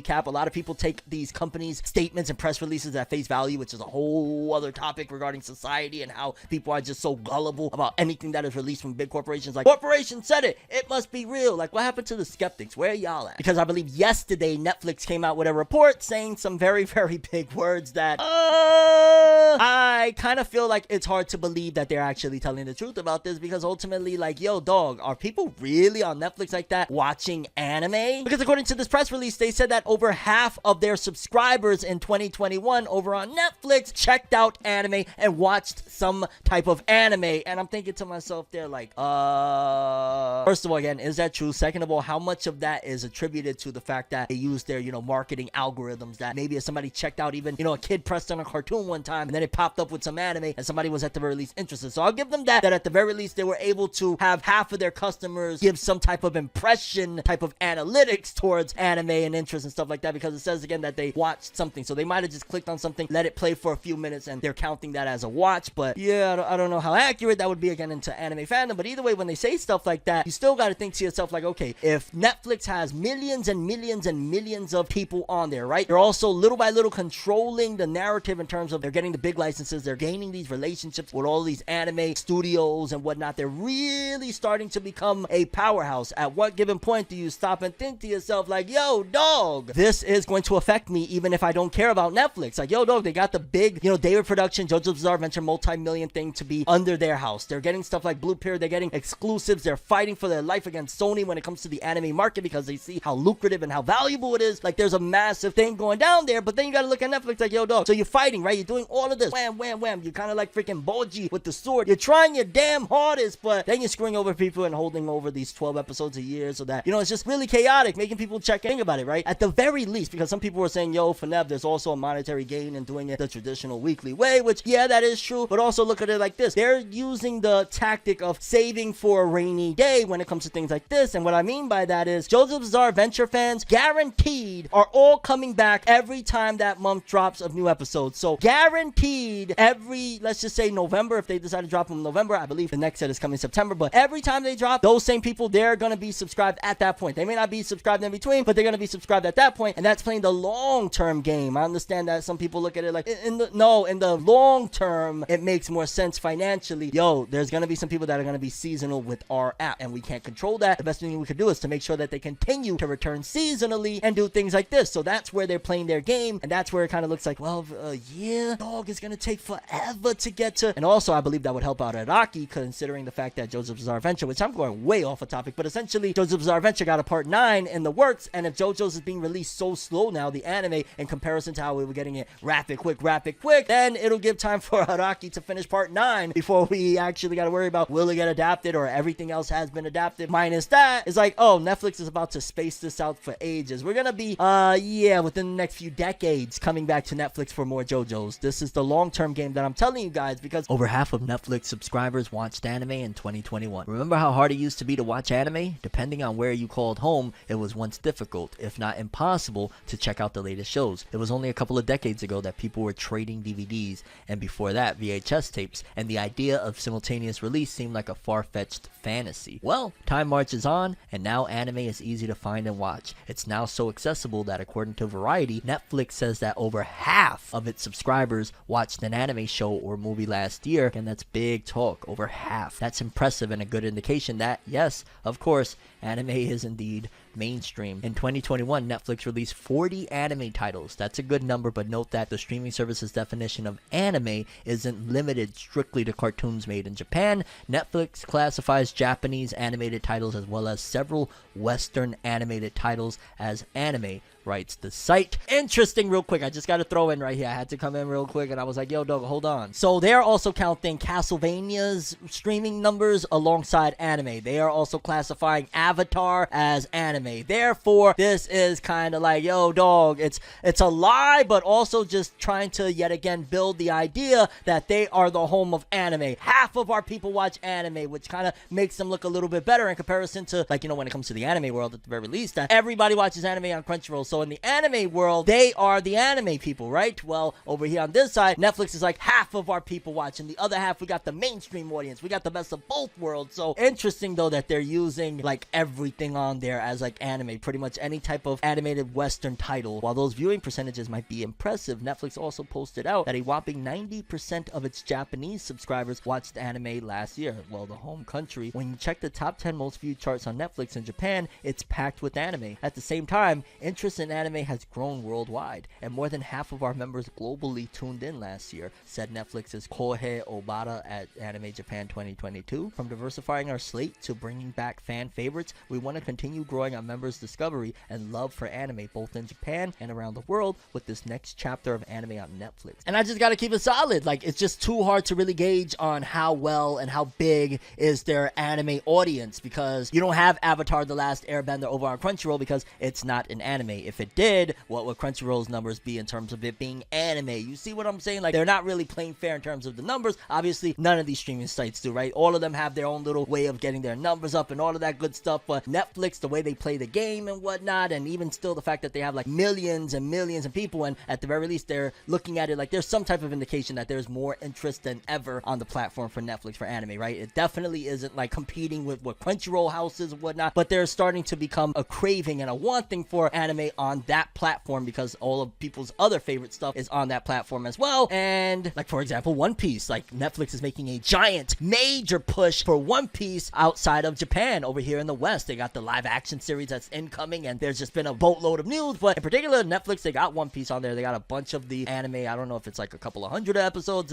They got a bunch of the anime on there. They got the live action in the works. They got some of the films. I believe they got, if I'm not mistaken, Strong World on the way to the platform as well. Like, they actually have a diverse catalog, and that brings us in. Although, to be fair, I'm kind of nervous about that One Piece live action because we don't know what twists and turns is going to happen. I mean, for crying out loud, Jamie Lee Curtis recently came out and said, yo, dog, I wouldn't mind being a part of One Piece, and that kind of blew my mind. Actress Jamie Lee Curtis wants to be Kureha in the One Piece live action series. While there were plenty of water cooler discussion starters at this year's Academy Awards, one standout moment came from actor Will Smith when he slapped Chris Rock, and we couldn't escape the memes. Oh, my bad, wrong notes, my fault. That was a greatest night in the history of television. Okay. From actress Jamie Lee Curtis on the red carpet. The Halloween star told TikTok red carpet host Emily Uribe and Juju Green that she has a vested interest in appearing in the live-action One Piece series and would like the role of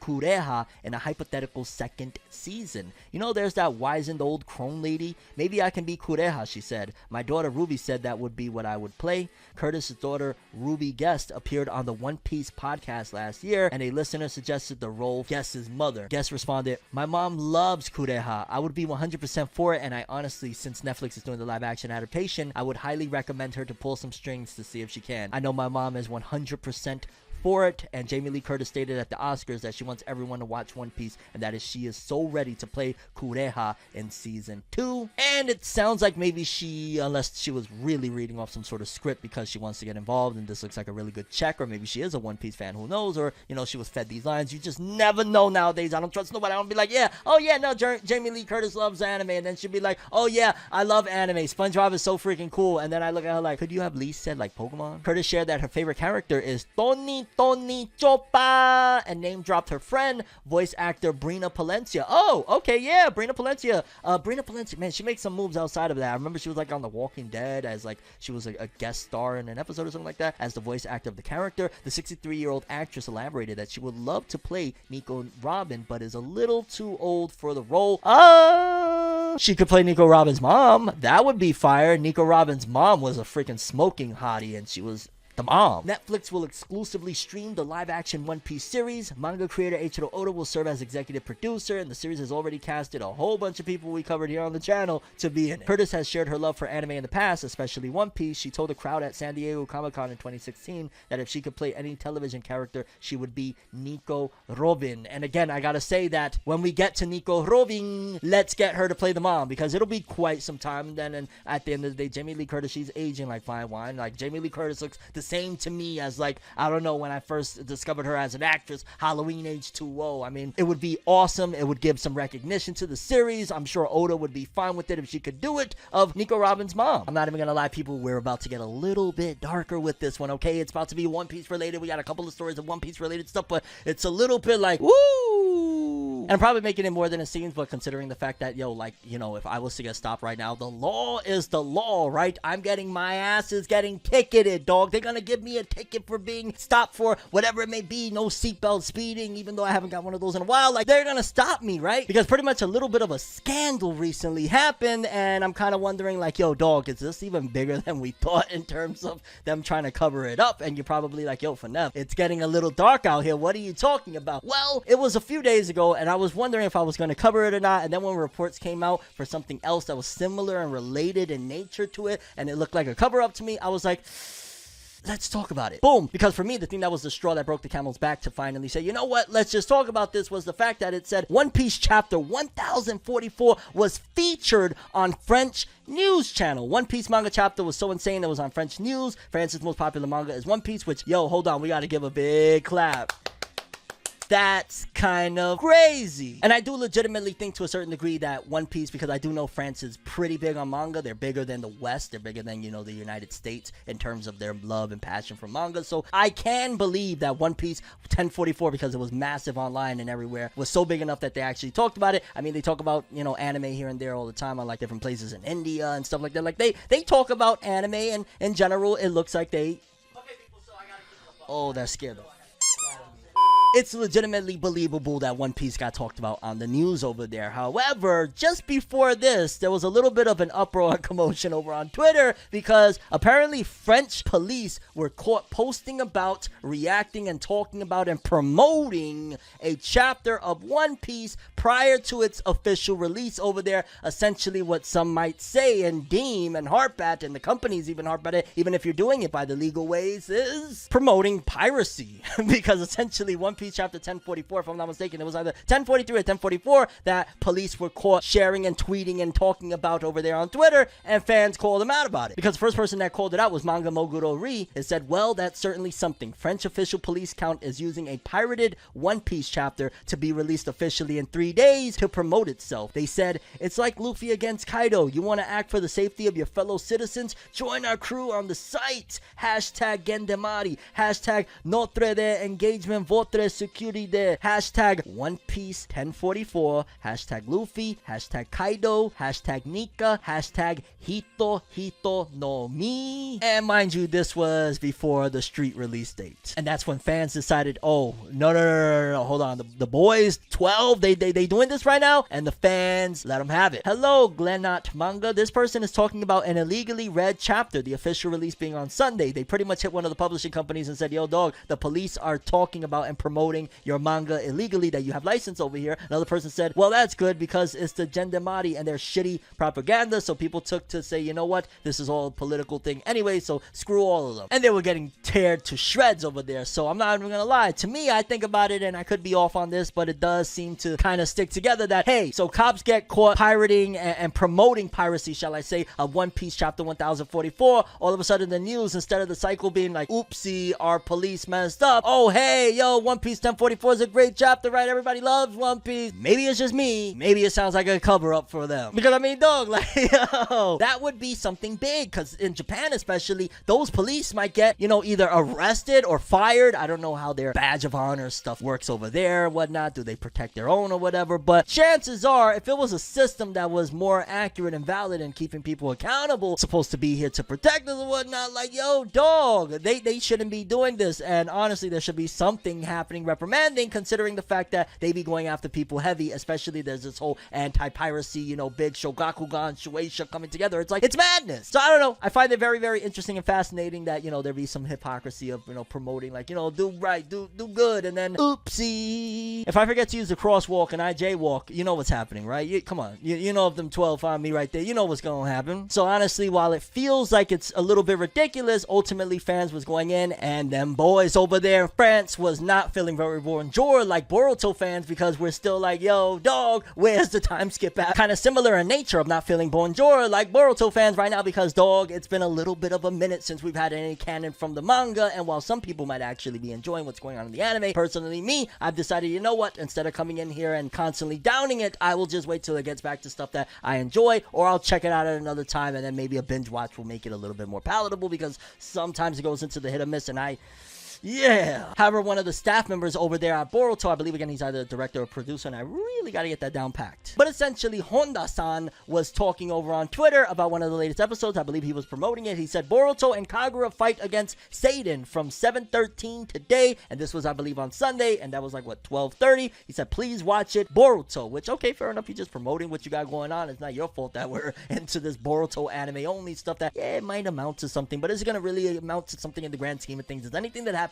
in these anime-only episodes gonna really tie in and, like, reshape the story as a whole? Boruto is going to lose a ligament in these anime-only episodes. Kawaki is going to learn something that is going to change him forever. Probably not, and that's where I stand with it in terms of the fact that I read and watch so many things that I'm not even going to want to attempt anymore to be like, yeah, you know, I want all of those extra details, whereas, like, I got 50 other shows that I'm going to watch that it's going to give me some type of other experience, and I could just come back to this when it's back to the stuff that I really, really want to see, or when people telling me like, yo, dog, that flashback, you know, time travel stuff with Jiraiya and all that stuff, like, I want more of that. However, Honda-san had to quickly put some fan in their place in terms of a fan was calling out what happened in one of the recent episodes of Boruto. Apparently, Boruto in the episode was not using his karma mark, and at this particular point in the story, they're like, yo, dog, why is Boruto not using his karma mark? They asked Honda, why is Boruto not using it? And Honda said, do you believe that Boruto has the character to easily rely on the power of Momoshiki, who took his master's eyes? And I'm not even gonna lie, I was kind of like, yeah, like, do you read the manga, dog? Like, how do you be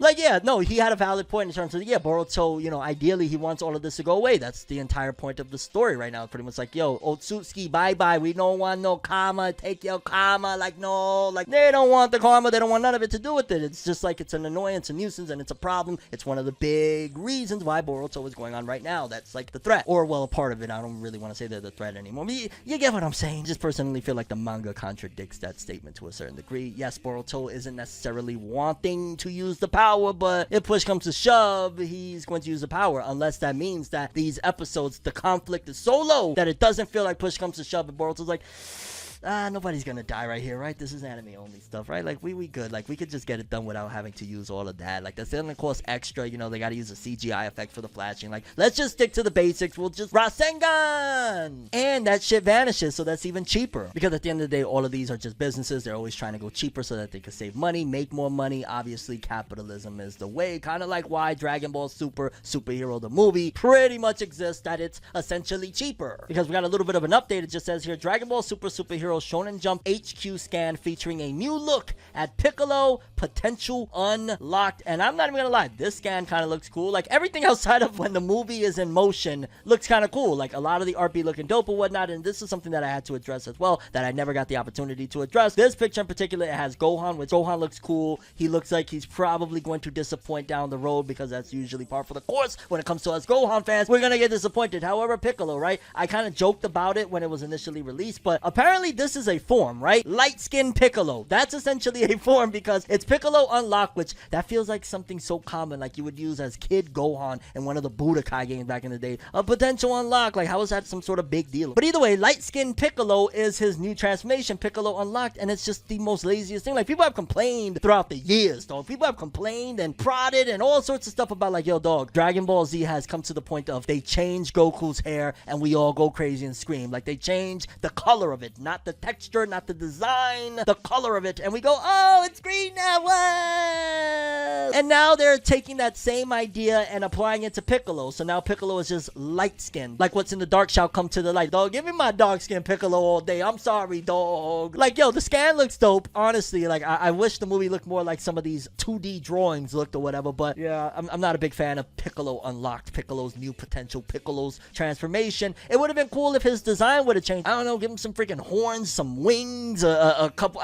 something there. Change it up a little bit. Like, I'm just keeping it real. Light skin Piccolo is no bueno in terms of, like, yo, dog, where's the design innovation? Where's being innovative? Where's the change that is going to make me look at it and be like, oh, that's something different? It's more so like, if anything, they are literally just upfront about the nostalgia thing. They're not telling us that but it's basically like, yo, dog, we're not going too far from what you love, which was Dragon Ball Z. Like, they never really want to take the template off in terms of what they're trying to do with Super, which is basically make Dragon Ball Z in 2022, the feel, the fights, and all that jazz. Like, they're not trying to go Dragon Ball route. They're not trying to go any other route other than, like, that vibe that you got in Z. But it's just kind of like, yo, dog, what are we doing here? Kind of like Jujutsu Kaisen yet again with another break, which I ain't gonna lie, I'm kind of not really mad about. Like, yo, that's why I was like, yo, dog, we're gonna start this episode off in a little bit of an angrier tone, because, yo, I gotta get that off. But then, bam, Jujutsu Kaisen, it says here, is getting another break next week, and Weekly Shonen Jump issue number 19, and the series will resume in issue 20 as scheduled. And I don't know if that's a sudden break. It doesn't seem to be the case of being confirmed as a sudden break, so I don't know if this is one of those things of, like, how the manga are starting to get more regular breaks. Each and every one are getting their turn, so it could be that, and it just happened to kind of coincide with, hey, it was just like a week or two ago that Gege Akutami, you know, had to take a break due to health reasons. But I still always be worried, and I'm still always like, yo, sending positive vibes, sending a whole bunch of love and support to Gege Akutami, that they can get it done, that they can do the job, that they can make Jujutsu Kaisen be one of the biggest things of all time or some shit, you know what I'm saying? Because Jujutsu Kaisen is really awesome, and I hate hearing when Gege has to take a break, because that means that probably Gege is overwhelmed, and I know that these mangaka lifestyles are ridiculously bad and harsh, and, you know, they work like crazy. So take another break. At the end of the day, Jujutsu Kaisen was the best-selling manga of 2021. Take the breaks that you need. You did it. You did it already. It's on autopilot. As long as you write some really awesome shit and continue on, and you let Jump handle the promotion side of things and whatnot, just do what you got to do and take those breaks and screw it all. I don't care who gets mad. I don't care if we got a hiatus of 6 months so that Gege could really get it right and come back strong with no more breaks. Whatever it may be, I support it in terms of let the creators breathe, relax, so that they can have a positive and sound mind to come back and really write the stories that we love and enjoy in the best possible form. Because if not, then you're going to have a whole bunch of authors breaking down and, you know, just not feeling well, and in general giving us some type of commentary, kind of like sometimes that we get in the Weekly Shonen Jump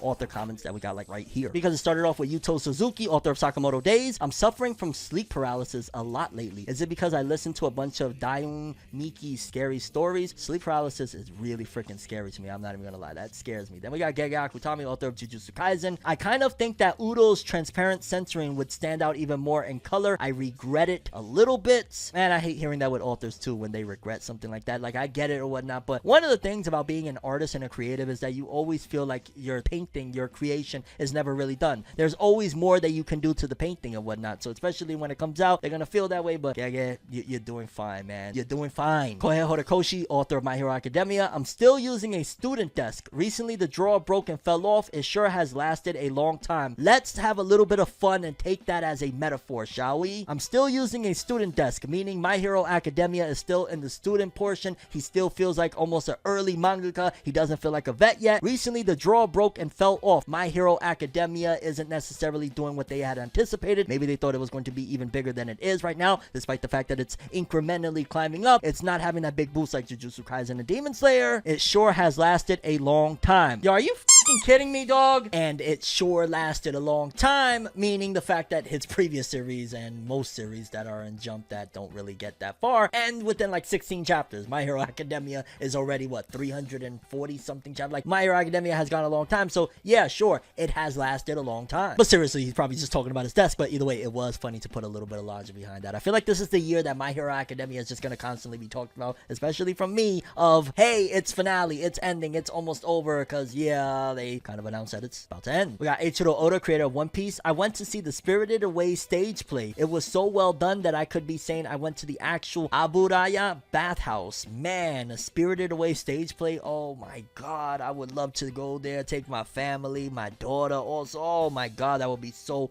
much fun, especially like, oh, anime Spirited Away, that'd be awesome. Then going all the way towards the bottom where it's looking like, yo, dog, yeah, the new and latest serializations, they're probably gonna get the axe. However, considering the fact that Shonen Jump is probably within the next 2 years going to undergo a massive revamp of new series, I believe the next time these authors come around, if they try to come to Weekly Shonen Jump again, they probably will have massive success with their next one if it's a good one. Like, because both of them are really good. And by the way, I'm referring to, for starters, Gen Osuka Dororan, second to last. I plan to get a dog someday, so I often fall asleep while thinking of what I'll name it. Any dog I get is probably gonna be named after like an anime character that I like, just keeping it real. I had a dog called Guts at one given point. I had another dog called Conan, Detective Conan, okay? Like, when I was younger and I was really into comics, I had a female pit bull named Harley Quinn. Like, I was an original Harley Quinn fan, okay? Of like the Batman the Animated Series, Paul Dini, Eric Radomski, Bruce Timm, that era. I know there's probably a few of you out there like, yo, dog, Fornev knows about all of that. Paul Dini, Bruce Timm, Eric Radomski, the background's black paper, like, yo, Dwayne McDuffie, the GOAT. R.I.P. to the maestro, man. And then at the very end of it all, Yuji Kaku Hayashimon, also known as the author of Hell's Paradise. There's a movie I want to see, and then I quickly realized that it's no longer playing theaters. I hate that this keeps happening, and that's probably because he underestimated. I'm willing to bet if he's having scheduling issues, he underestimated the workload of being in Weekly Shonen Jump, and it's probably kicking his behind. He probably didn't realize, like, oh, dog, I ran out of time, because he's constantly locked in a room day in and day out, 20 hours a day, drawing, inking, thinking of ideas. Like, the life of a mangaka is no joke, but also it looks like it might be coming to an end short, and sadly for both of these gentlemen, Gen Osuka and Yuji Kaku, because they've been in the bottom of the TOC for a little bit now, and they don't have the notoriety to survive. It would only be up to the editorial staff and department to be able to say, yeah, we like these, we're gonna keep them around, similar to what happened with Demon Slayer, but that costs faith, and if they have faith in it, we'll see. But wow, it's not looking great for either of them at all, and I've been saying that a couple of weeks now. Expect cancellation soon. I'm calling it, both of them probably. Which conveniently wraps up our time here today. Curious what you guys think. Most important story, favorite story, anything you enjoyed that I did in Forever News that you're like, yo, dog, I want more of that, or something that I didn't do that you're like, yo, dog, can I get more of that again? Like, you haven't done it in a while or at all. But that's all I have for this one. Thanks for watching. Hope you enjoyed. I'm ForneverWorld, and as always, people, have an awesome day. And remember the golden rule: anime and manga for life. Bye. Have an awesome day. Peace. And you guys just watched another episode of FORNEVERNEWS. Have an awesome day.